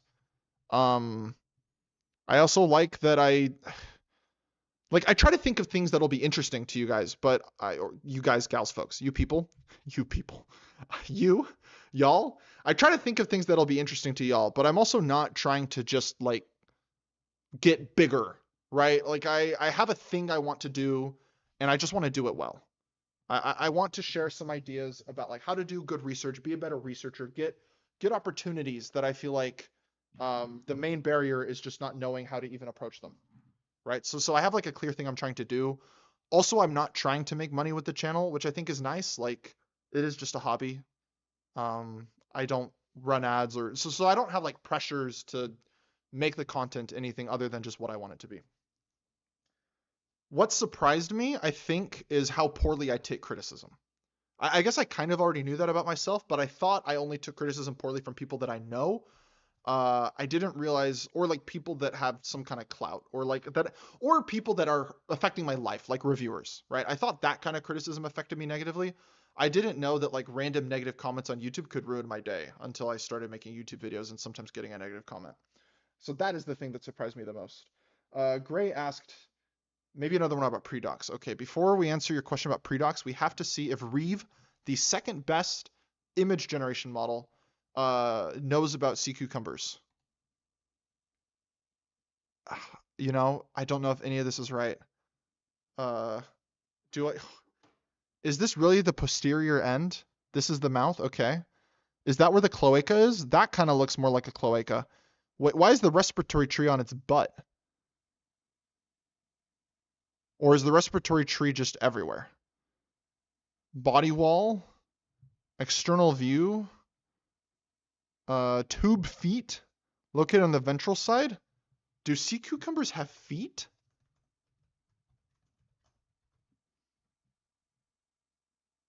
Wow, they have tube feet. Okay, do they have brains? No, they don't have brains.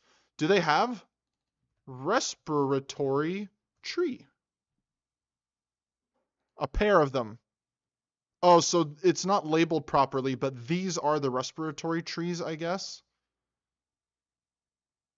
Yeah, these are the respiratory trees. They're supposed to be. They didn't really label that right. That's interesting. Okay, so Reeve kind of knows about this. How do I get me out of here? No, get me. Let me see the other ones. Okay.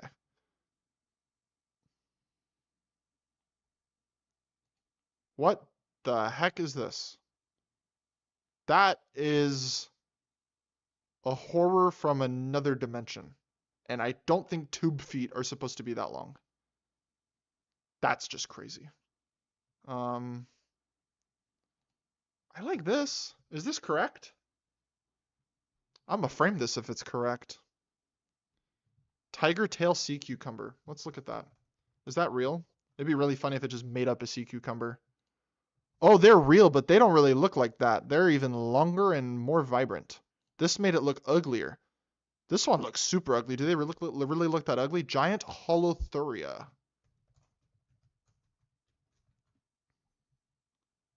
No, they're not really that ugly. Why is it making them look so ugly? Oh no, never mind. They are that ugly. Oh my god. That's the ugliest thing I've ever seen. Okay.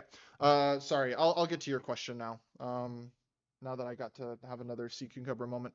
Um, sorry, my chat. How's the?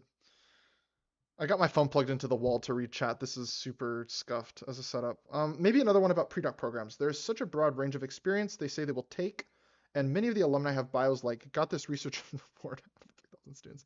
Yeah, I mean, there are some pre-doc programs that are like absolutely going to be as competitive as top programs. Like I said, we looked at one. The person we looked at earlier who's going to be an incoming prof at Johns Hopkins, they definitely could have gotten into a top AA program like up front without doing the pre-doc. So you will totally go up against people at pre-docs that are going to get all these prestigious awards down the line. So it might be very hard to compete.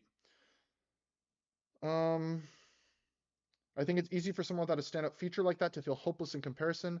Do you need something like that, or can you be more normal and still get those types of roles? I would say in general, with the exception of like being a professor at a top school, you can get pretty much any position having been kind of normal.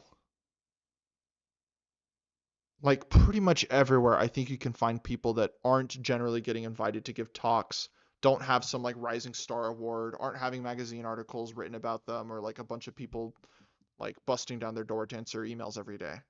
I think you can find those people everywhere at top programs, not top programs, top industry labs, not top industry labs. You'll tend to find at top labs even more of those people that won a million awards. But also the awards become sort of a self-reinforcing thing at a point. The thing that makes it the most likely that you'll get an award in the future is just having already gotten an award, especially because a lot of those awards your school can nominate like one or two people, and they'll tend to nominate people they think will win. And if you already won one, they're like, he has a good chance or she has a good chance at winning, so they'll nominate you. Which means that like if there's 50 awards, but they are all given to the same people over and over, then maybe there's just 5 people that actually get awards. So you'll notice those people. They are very noticeable wherever they are, but in part because the awards are so concentrated, there's plenty of room for people without awards too, at most places. Like I said, top profs, yes, generally those people are all the ones that were already getting the awards and the recognition and whatever. But for other things, I think a lot of room for people that, more normal. Sorry, I answered it like twice. That's something I need to work on, is like just you ask a question, I give an answer. It's simple, it's clean. I think Raj left once he realized I'm not doing papers, which is really funny because now I think I'm going to peek and see if there's anything interesting here. Compared to last week, I don't feel like there's been any crazy releases, right? Like we knew Quen was out last week, but I think we still don't have what is it, 3.8? I think we still don't have a tech report, or do we? Did they release the tech report the day I streamed? They have a Discord? Should we join the Quen Discord? These are just claims about what it can do. Not things about how. More claims about what it does.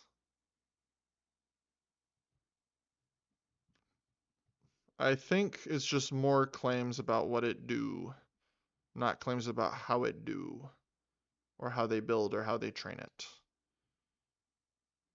Wow, testimonials. Awesome.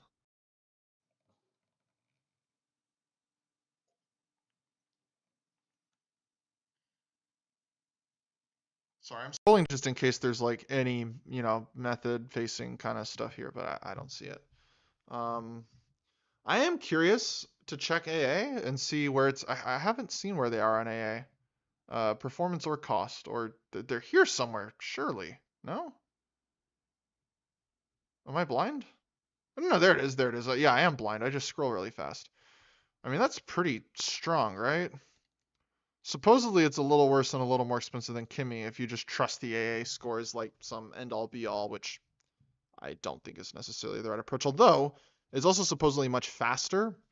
That might just be by virtue of having better, more mature infra. Hard to say, really. Man, look at the latency on Sol Max. That's not even ultra. Just max, and the latency goes crazy. It is interesting. It's higher than Grok. It's higher than Muse Spark on some of these metrics. That makes it, I mean, without using it, it definitely seems to be in that Kimmy tier where it's like, I don't know why you would necessarily pay them for it. Maybe so the thing is, what I've heard from people that actually use them is that these prices don't actually end up working out for your real world tasks. in reality, this part at least is somehow benchmaxed, and it ends up using a lot more tokens and not beating these GPT price points, especially with the GPT price points having gone down. Um, that's mainly what I hear. In fact, the model that I've been hearing more about, like a lot more than these two, is this guy. Just because I hear it really do be that cheap. Uh, and the latency really is superior to like even Luna Max, which is hypothetically a similar price point per task. Okay, let's see if I got any chat messages while we check this leaderboard and check to see if any papers are like jumping out at us.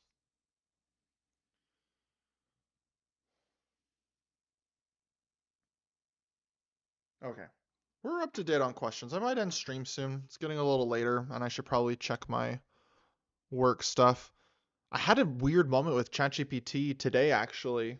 Um, because I feel like with a lot of the work I do, it can do it okay, especially like first try if I give a decent description of what it needs to accomplish. It can come up with decent ways to do it, but generally, it'll always do it better if I tell it, what is the way it should be trying to accomplish the thing.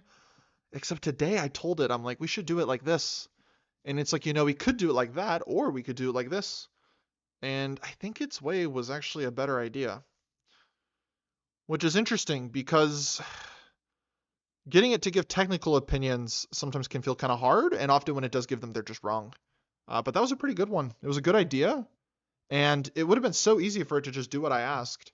But I think its idea was also operationally much easier for it to carry out, which in the case of the kind of thing I was having it do was very beneficial for me.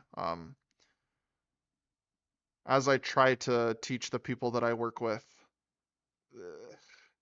like you can have a job that runs in some hypothetical speed, but especially if the job, maybe it's only a day to begin with, and it's a large scale job on like some hundreds of nodes maybe, you're going to lose a lot of time the first time you run it just to ops.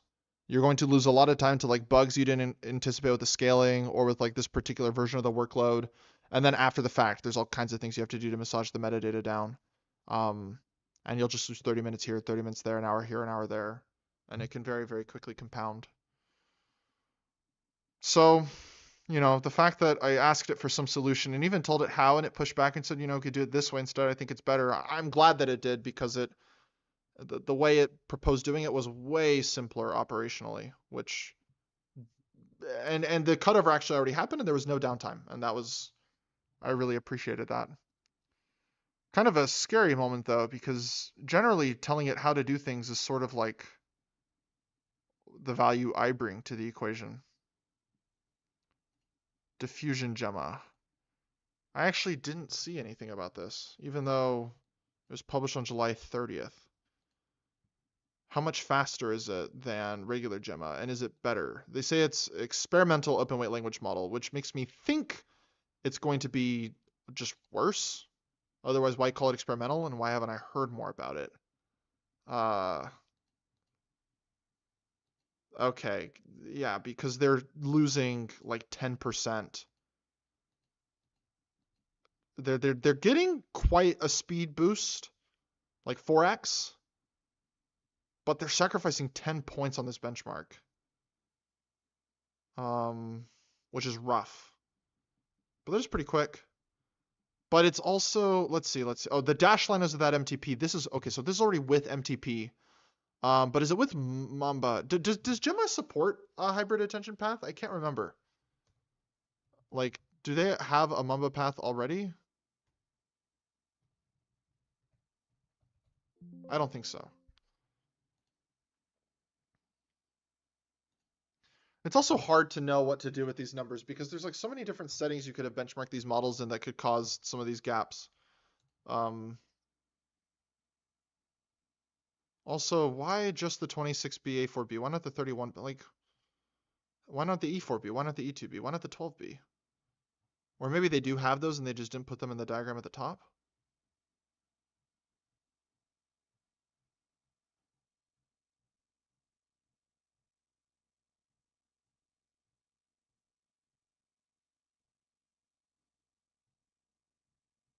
Sorry, I was hoping for like a table with more numbers. That's basically what I'm looking for right now. I'm looking for more benchmarks. There we go. More experimental results. They're mainly comparing it to like other diffusion LLMs, but also to the Gemma autoregressive. I wish I could get more clear performance comparisons at the same inference speed point. That's what I'm curious about, is like the different, like, this is such a narrow view of the operating points. I really don't even know what to do with it. Because what this diagram basically tells me is if I need a model this fast, I just use this one. You know, it's it's almost an order of magnitude faster than the equivalent performance smaller model. I guess the case where you wouldn't use that model is if somehow you just can't hold the 26B sparse weights in memory, I guess. Um, yeah, I don't know. Let me look at the chat. Okay, chat seems pretty empty. So I think we're kind of at the tail of the stream anyway. I was going to say diffusion LLMs feel a little tricky in general, especially companies that are like all about diffusion LLM, because it seems like people that do AR can also just do diffusion and can even do it better. I'm curious to see how long companies whose whole thing is diffusion LLM stick around, I guess, is what I'm saying. Very curious. I'm also curious to see what happens to every single company that can't get above this line. Like, is the selling point of Gemini Flash just that people are going to assume it's better than Luna? Right? Why ever use the Google model at this point? We can have a broader conversation about whether Google's a frontier AI company right now. I think that's a better thing to talk about in the stream. And I think the short answer is that um, there's really two frontier AI companies, right?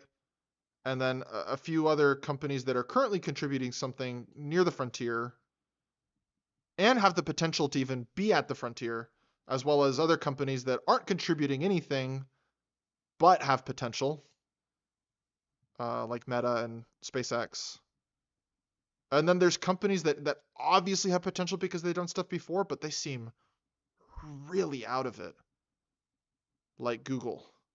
You know, if you look at trajectory, the trajectory from Grok and Muse seems to be up. The trajectory at Google seems to be really, really bad. Uh,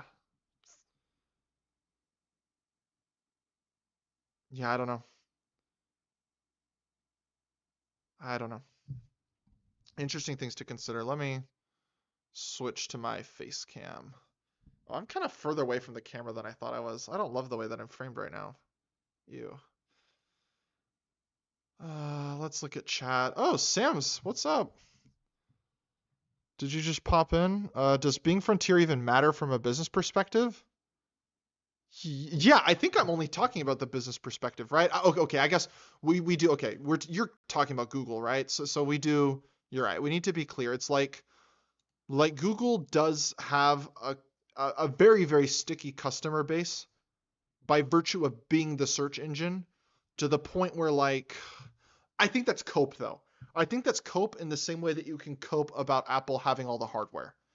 I think at some point, if Apple is ultimately going to be running that compute in the cloud and Nvidia is the one making those machines, then Nvidia is the company with a great hardware position. Not that Apple's been hyperscaling anyway. Being a hardware guy is fine if you're a hyperscaler. I I guess you could also say like more AI means more digital interface, and Apple does digital interface well. But that's kind of just like a rising tide lifts all ships argument. That doesn't mean Apple's done anything smart when it comes to AI. Uh, Similarly, I feel like saying Google's fine business-wise is cope. First off, because this wasn't they didn't mean to fail. Like they don't want to be here. They just messed up. So that's my first thought. They want to be high on the leaderboard. So I don't think we need to pretend that it's like a Galaxy Brain thing that they're not higher. Same with Apple. Apple, I think either made some bad bet, or I think they mainly made a bad bet. Although I think Apple also might have some models in the works. I've heard from some people some things that suggest, but also, you know, they can have a model in development, and if it fails, you'll never hear about it anyway. So I can be right that there was one at some point in time under development recently, and maybe it already failed, and so you're never going to see it. Who knows? With Google, they'll at least for right now they'll continue to have math. Okay, sorry, I'm stuttering like crazy. You can make the argument that Google has massive utilization by virtue of this counting as Gemini usage. Why are the Washington Wizards so bad? That's what I was gonna type. Oh, that's so funny. And boom, we have Gemini, right? So you can be like, they'll always have tons of users because of blah blah blah. No, they have users now. I don't know why they would always have tons. Like if to me, when I have a question that's actually interesting or complex, I go here. I don't go here. I go here for stuff I think is silly and stupid, mainly because I have my search bar set up to let me do that here. Um, like these guys can ship products that hypothetically I haven't even conceived of right now. Like Apple could make a deal with them to ship a product where for all these stupid questions I might ask Google now, not that I ever search this, I don't, but like I might ask Siri and Siri will just route it to ChatGPT. And Google gets totally removed from that equation by virtue of being worse. Now that's a funny example because I'm pretty sure is Gemini the official something something for Apple? Yeah, multi-year partnership, right? So you can say Google's made smart business decisions. I would counter those business decisions were predicated on Google's history in tech and demonstrated like at frontier capability with an AI. Uh, if Google cannot hold that capability, I don't think you can look at those deals and like extrapolate and say they're going to be fine. And I don't think they feel that way either. I don't know what being frontier would do for Google, TBH, Anthropic, and OpenAI. Obviously, need to be frontier for the IPO. I mean, it would. I feel like ultimately you need to like. It's a good question. When frontier, okay, so like there is not necessarily.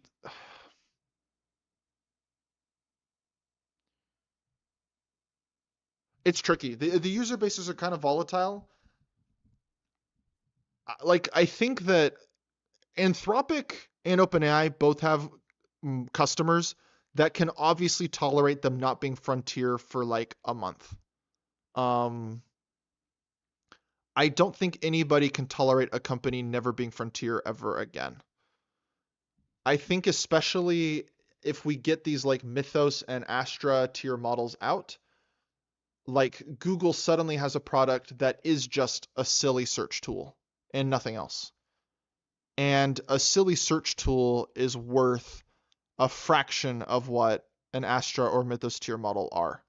And if all you have is a silly search tool, it's not obvious that you have a path to a Mythos or an Astra aside from industrial espionage. So I guess the point that you can make is, Matt, they can just steal the knowledge of all the stuff Anthropic or OpenAI are doing anyway. Maybe they can. Although at Google, there's actually a ton of red tape that makes it probably a lot harder to like steal some things than it would be at other places. But um,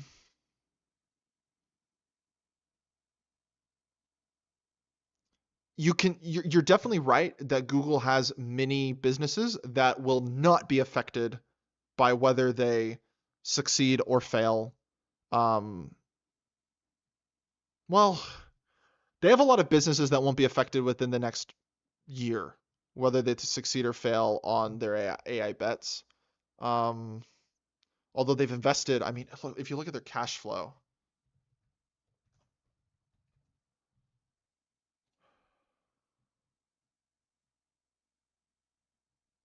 how can I see their free cash?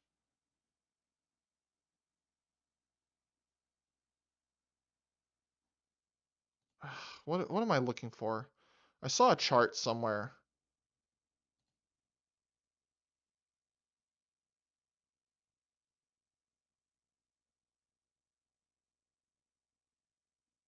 I'm confused. Okay, here. Let's see if Seeking Alpha can help me.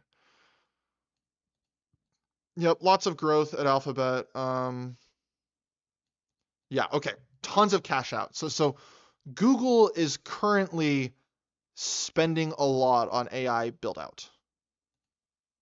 Um, they win some of that even if other people are ultimately using the compute or other models are running there. They win a lot more, I think, if it's their model. Like a lot more. Um, I think. I think. You have good points though. Like Google has a lot of businesses that are stable, independent of what happens in AI, and a lot of things happening in AI just drive even more things to Google. I do think though, like the search is clearly a big part of their business. There is there are futures where other things figure out how to cut their search out of the picture. Um, and then a lot of their revenue collapses, which I think is the thing that they are worried the most about. Um, I think it becomes a more pressing concern too as we get larger and larger models, models that can encode more information in the weights themselves and can do more and more without retrieval, models that just know more and more things about the world. Like, what would happen to Google if like a retrieval-free model can answer a lot of my questions and handle a lot of my work and requests? What's the role of Google in such a world? Of their main, of their search engine, of Google itself. Something to think about. Uh, any other questions we got from chat? Like, I kind of view Google taking on a similar role to Nvidia, something like selling. See, you can say that, and you could say the same thing about like Elon Musk and SpaceX making bets with like Terafab. Although Elon positions Terafab as making that much compute because SpaceX needs that much compute. It's very clear from how they're operating that they know that they win the most by actually winning, um, not by paying for Nvidia's GPUs. There is money to be made that way, but there's a lot more money to be made by winning and by being at the top and by having the model that's at the. Not to mention, when you don't have an actual frontier model, you are just at the mercy of the frontier labs. Like at GPT, OpenAI employees could just be using Astra right now. I can't use Astra right now. Claude employees could just be using, the next version of Fable, the next version of Mythos. Sorry, Claude employees, Anthropic employees could just be using the next versions of Claude. I can't. Neither can. I don't know the details of partnerships actually. I should ask a friend at Google what models they have access to these days. But like at different points in time, it's basically just up to Anthropic and OpenAI who has access to their models and who doesn't. So that is a huge risk about not having the model. I mean, the models could get to the point where they can do enough stuff that the companies could just decide not to even sell the models at all and then to instead sell the things that the models make. There's a lot of things that could happen. I think it's very scary to be a company that really has a shot and is getting so close and then to not deliver and not own the most consequential technology of our lifetimes and just relying on being the guy. Like, I guess one way you could see it is collecting some rent from these guys when they need to pay for compute to scale out, but it's like it's sort of like being the landlord for an NBA player. You'd rather, like, sure, it's great to be getting $60,000 in rent or whatever a month. I think it's better to play in the NBA. You got Fable at Amazon, rate limited as heck though. Oh, wouldn't be me. I should not flex it too much because like it could always change and I'd be so screwed if it changed. I love not having rate limit though and not having token limit. It is amazing to just be able to token max. Well, not that I try to token max, but it's amazing to just be able to do loop engineering and not think too much about saving tokens in that loop. I do think about saving time, because time is money to me, but not about saving tokens. Oh man, I feel like I'm just rambling now. I wonder, my wife is visiting someone in the hospital. She's probably texted me some update, and I should look. Oh, there's water bottles on my front step. Why? I wonder. That's that's the only text. We got a delivery. Water bottles on the front step. From my wife, to be clear, not from the.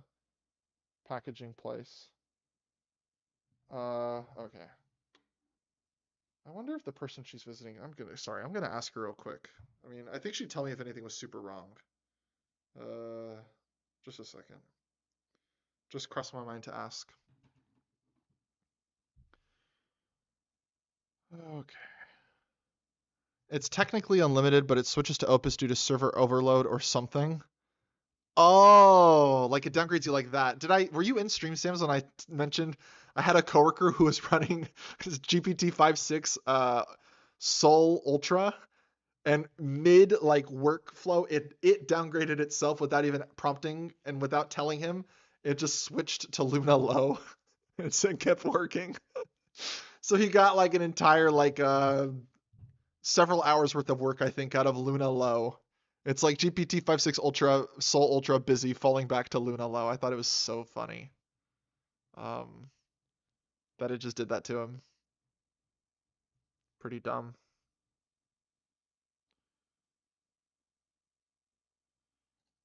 Okay, this is from ByteDance. I'm kind of curious. Is it an intern paper though? Okay, I have this pet peeve, which is where people will take an intern paper and say that it's like the opinion of the company. It happens a lot, and it's always very funny to me when it happens. No, this is not an intern paper from what I can tell. It seems to just be a regular paper, but it happens a lot. Like Apple had some Apple paper that LLMs are not good. Yeah, this is the paper, right? Let's see. View publication, I think. Yeah, I see people quote this paper on LinkedIn all the time when they're like, Apple has made a big bet that LLMs work and that they can't really think. But it's literally just this guy's intern project. It's just an intern project. It's like an intern wrote a paper. It's like I'd love to imagine some paper I did as an intern being regurgitated by thousands of people on LinkedIn as like the official position of the company. There's something really funny about that to me. Like, can you imagine? Like, I'm sure some of you have done internships. Imagine like someone's like, "Oh, Sam's like you write some paper on I don't know, RL is stupid," and you have some really bad proof or whatever, and people are like, "Amazon thinks RL is bad." Like, that'd be pretty funny. Ooh, here's something I always wanted to see if it would be fun. Let's look at the demo for this real quick. Like, does this look cool? So they take reference voice or audio, some caption, somehow multiple captions, and then they're going to give us, wait, just an audio, a video? Unified multi-speaker speech and audio generation. Oh, so it is just focusing on the speech and the audio. Can you guys hear this? I try to keep my stream appropriate for children. So I can't believe that's in their research demo. What? Really? Wow, what a huh. Okay, I want to see if it's better when they're speaking Chinese. Like the lips in this were just terrible. Do the lips like move properly here? Okay, can we please get one in Chinese, or are they just all going to be in English? Honor. Who picked this awful picture?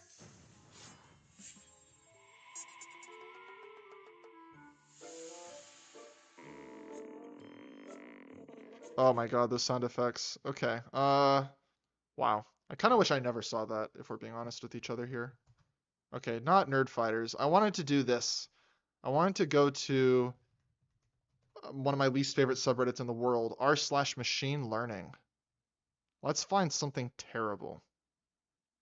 Ooh, this looks cool. ImageNet 1K trained on Android. Okay. That's not very good though. I'm pretty sure 5 epochs, even at low res, should be a lot better than that. I don't think. Oh, except okay, tiny classifier, right? Just on some MLP. No, this reminds me though, like y'all are always asking me for research ideas.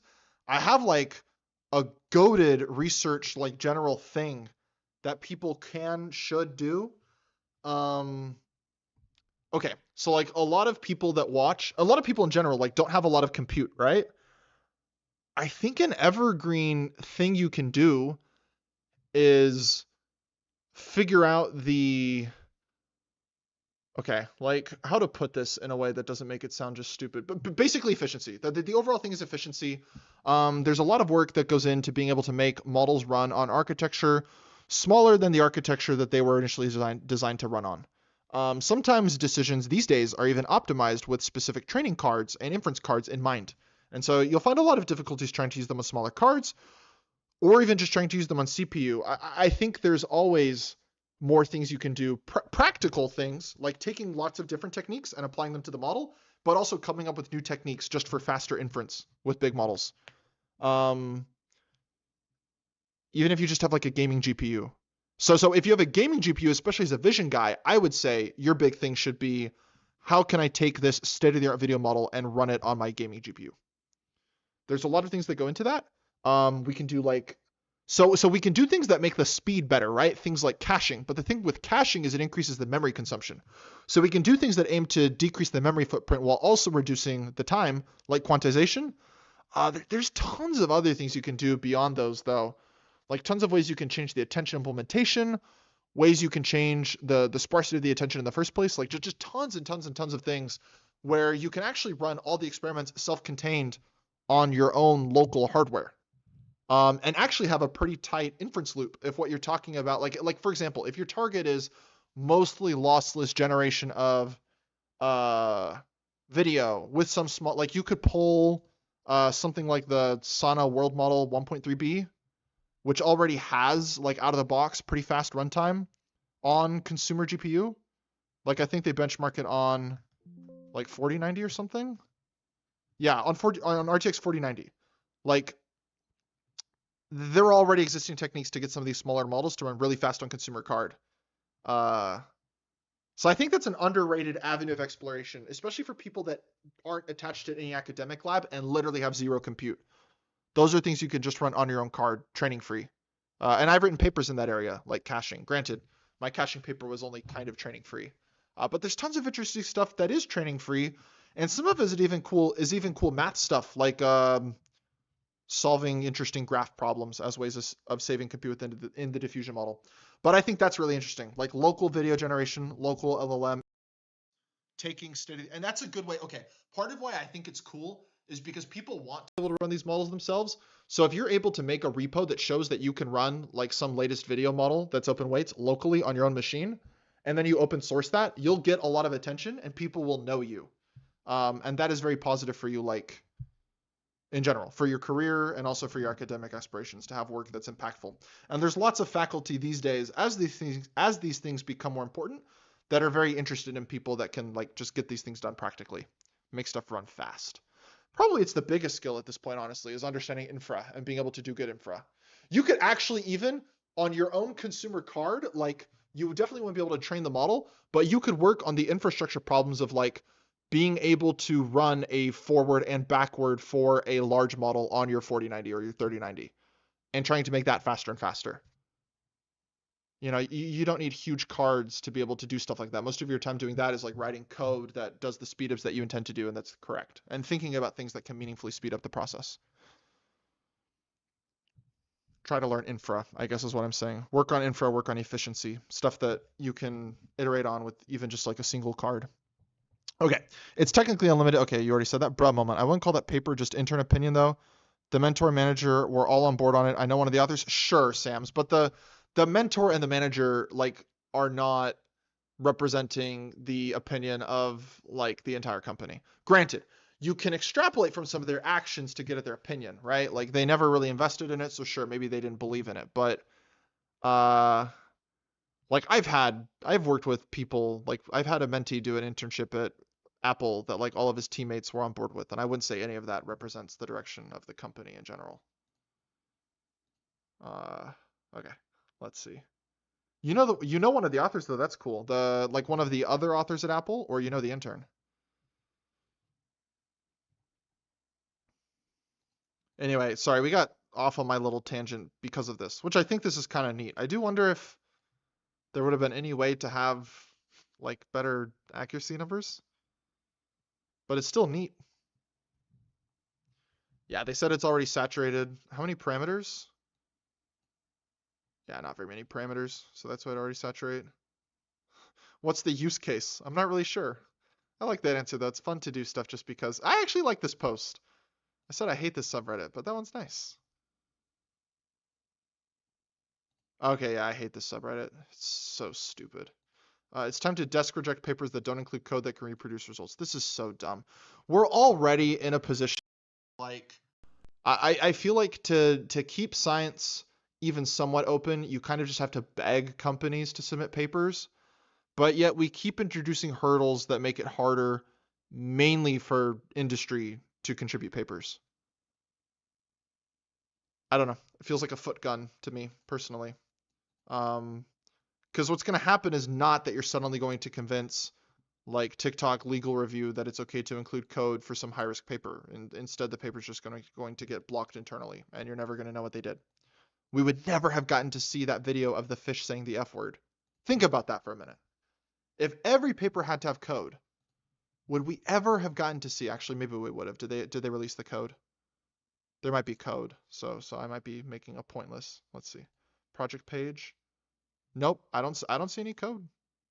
So we would have never seen this beautiful thing probably if there were just strict code requirements. Um, this is really bad for ensuring quality and reproducibility. Of the 5 papers that provide at least some code, 3 of them contain obvious bugs that completely invalidate the results. ML's highly technical and small bugs can have huge impact. Oh my god. Does this... Okay, so I was actually going to say, I think a tiny, tiny minority of reviewers ever tried to run the code, although maybe I've looked at code before. But a tiny minority would actually try to run it, mainly because like even with the code, like having the code doesn't really tell you how to run the code. Even having the README, there can be like a lot of discrepancies.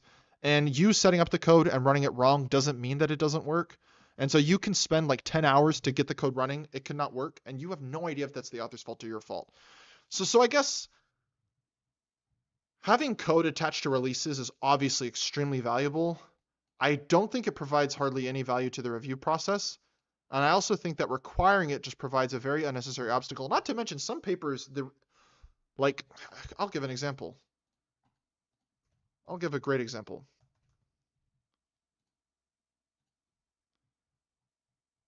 I don't need the code. Like, this is plenty.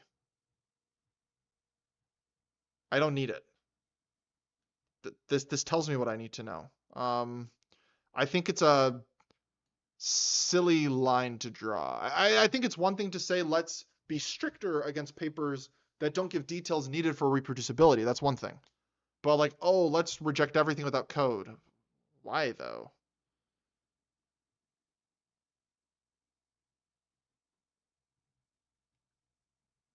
Um,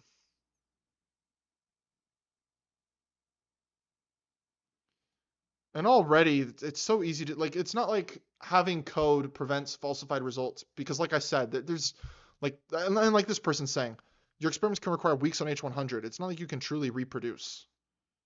Um, yeah, at least this person brings up the problem. But see, stuff like this gets like hundreds of votes, and it's just on face. It's so silly.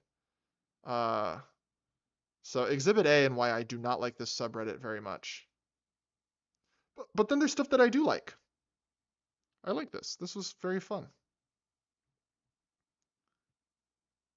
Or this is fun. They predicted an encoder-only transformer to predict their own blood sugar. Why did you use a transformer for this? I like they called it big, but it's 40K. Oh, the nanovariant's 40K. Um, oh, they tried a linear regression, but the accuracy wasn't great. This is kind of a mean way to ask the question, no? And this is, okay, this is why I actually hate the subreddit. This is why I don't like the subreddit. This is at least a little bit silly. This is just really mean. And I don't understand what it, like you can say, well, I'm just asking questions, but like, I don't think you have to say stuff like this. I think the subreddit gets very, it's funny. I'm the one sitting here saying I hate the subreddit. I don't like the subreddit because I feel like it tends to be like a toxic space. I feel like this is toxic. Desk reject papers that don't fit my standard. To me, that's very toxic. It's a toxic idea to the community. And the other thing is just toxicity, like towards the person who did this personal project and was really excited to share the result. Um, I don't know. I don't know. Oh, you know the second author? Oh, okay, cool. Cool, cool. I'm not going to reopen or do we have the paper open still? No, we don't. I'm not going to reopen it, but that is neat. I hope. I don't mean anything against the authors, by the way. I guess I did imply by my comparison to a different thing that I thought that the paper didn't have a ton of merit necessarily. Um, that's not actually my belief. I think there are a lot of concerns I have still with LLMs. Where I currently am with LLMs personally is it's just like without addressing the concerns I had with them a few years ago, they can do like 1,000 times more than I ever thought you could do without addressing the concerns I had a few years ago. And so I don't know if any of the concerns I've ever had about them matter at all. That's where I'm at. Is just not knowing. I don't know what I don't know.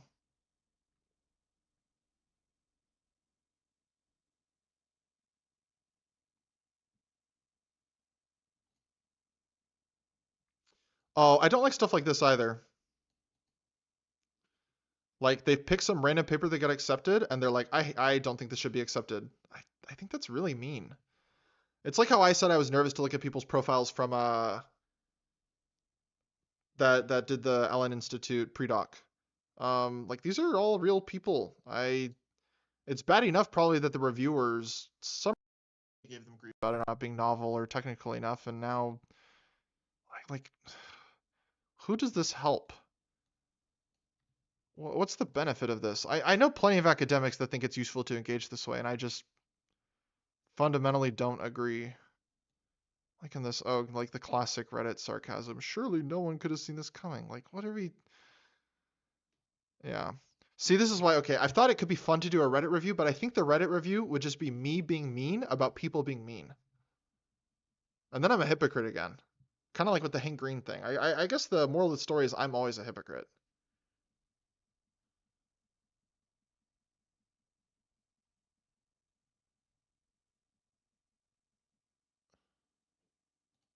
I don't know. I think I'm going to go offline in a minute. I am kind of curious, though. I've had ideas. Oh, it's a trash paper, not going to lie. Okay. You know, I'm going to try to be careful not to say stuff like that. But, yeah. Um,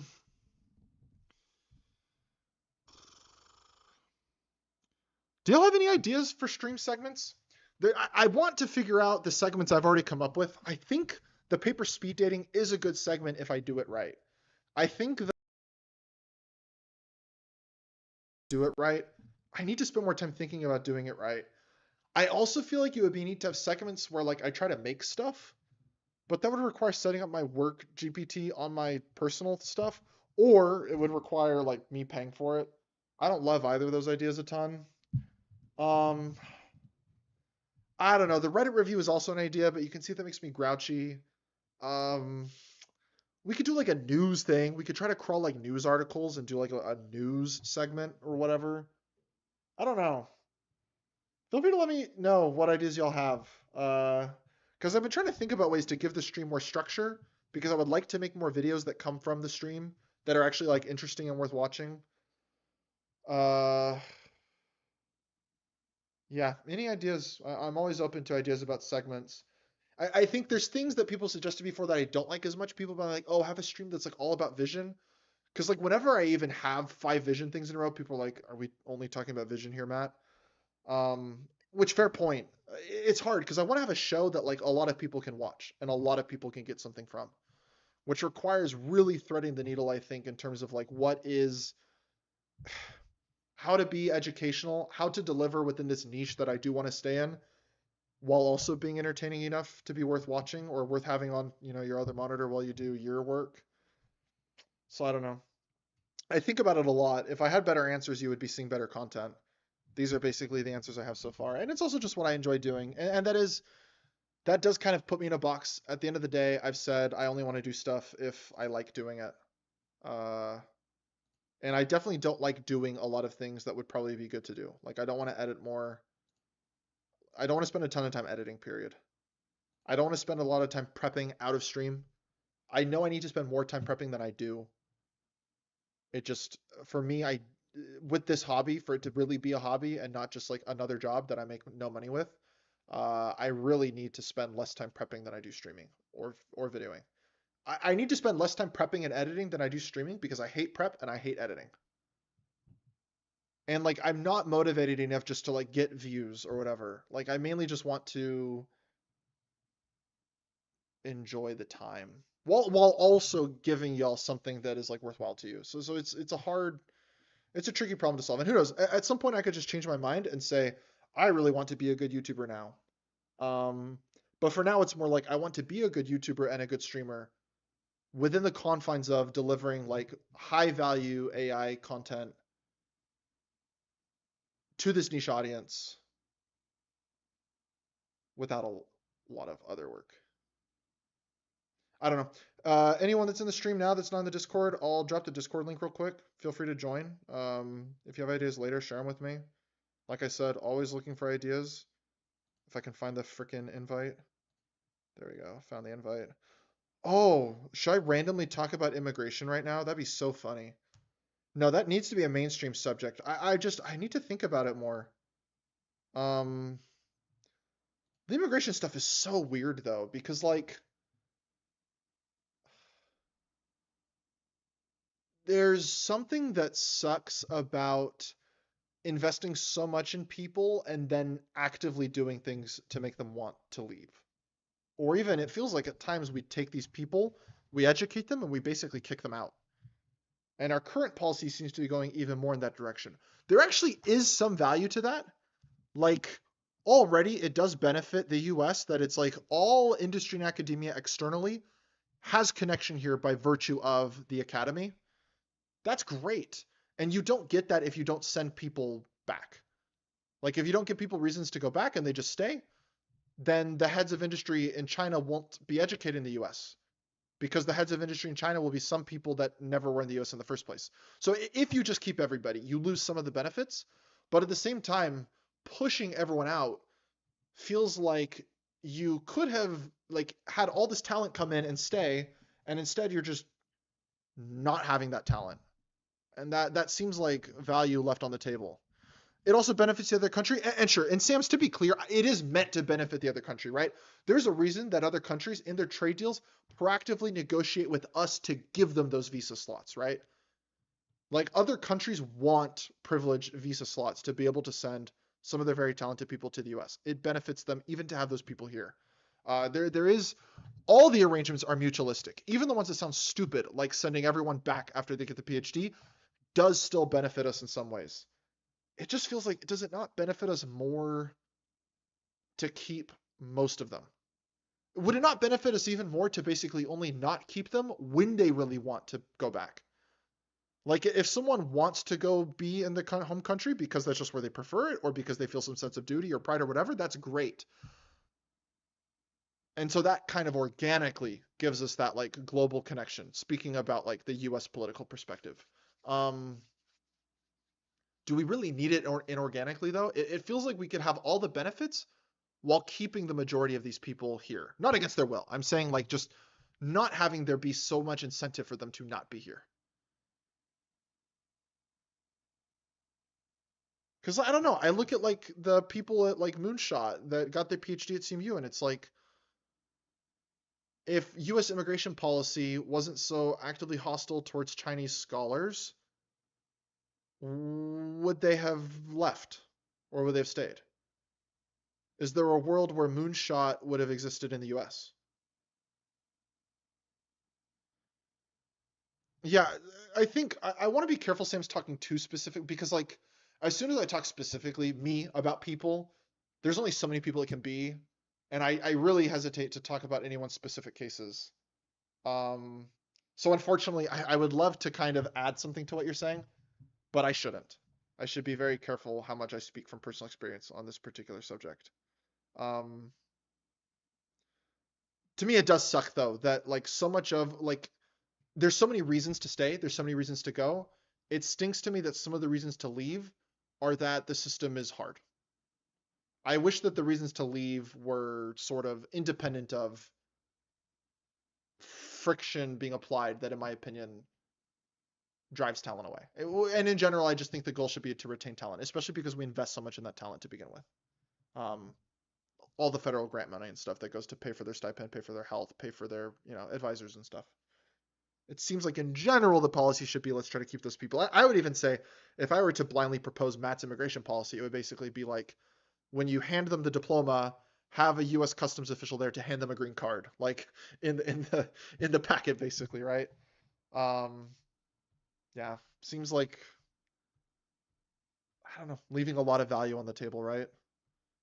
If any of you know the concept of the Martians, have any of you heard of the Martians? We'll transition my screen back uh, in just a second. Here, like, what if with the Martians, who were a bunch of scientists that came to the U.S. from Hungary as part of one of the Jewish diasporas, I think. Um, what if we were like, oh no, like go like you can't be here, go somewhere else.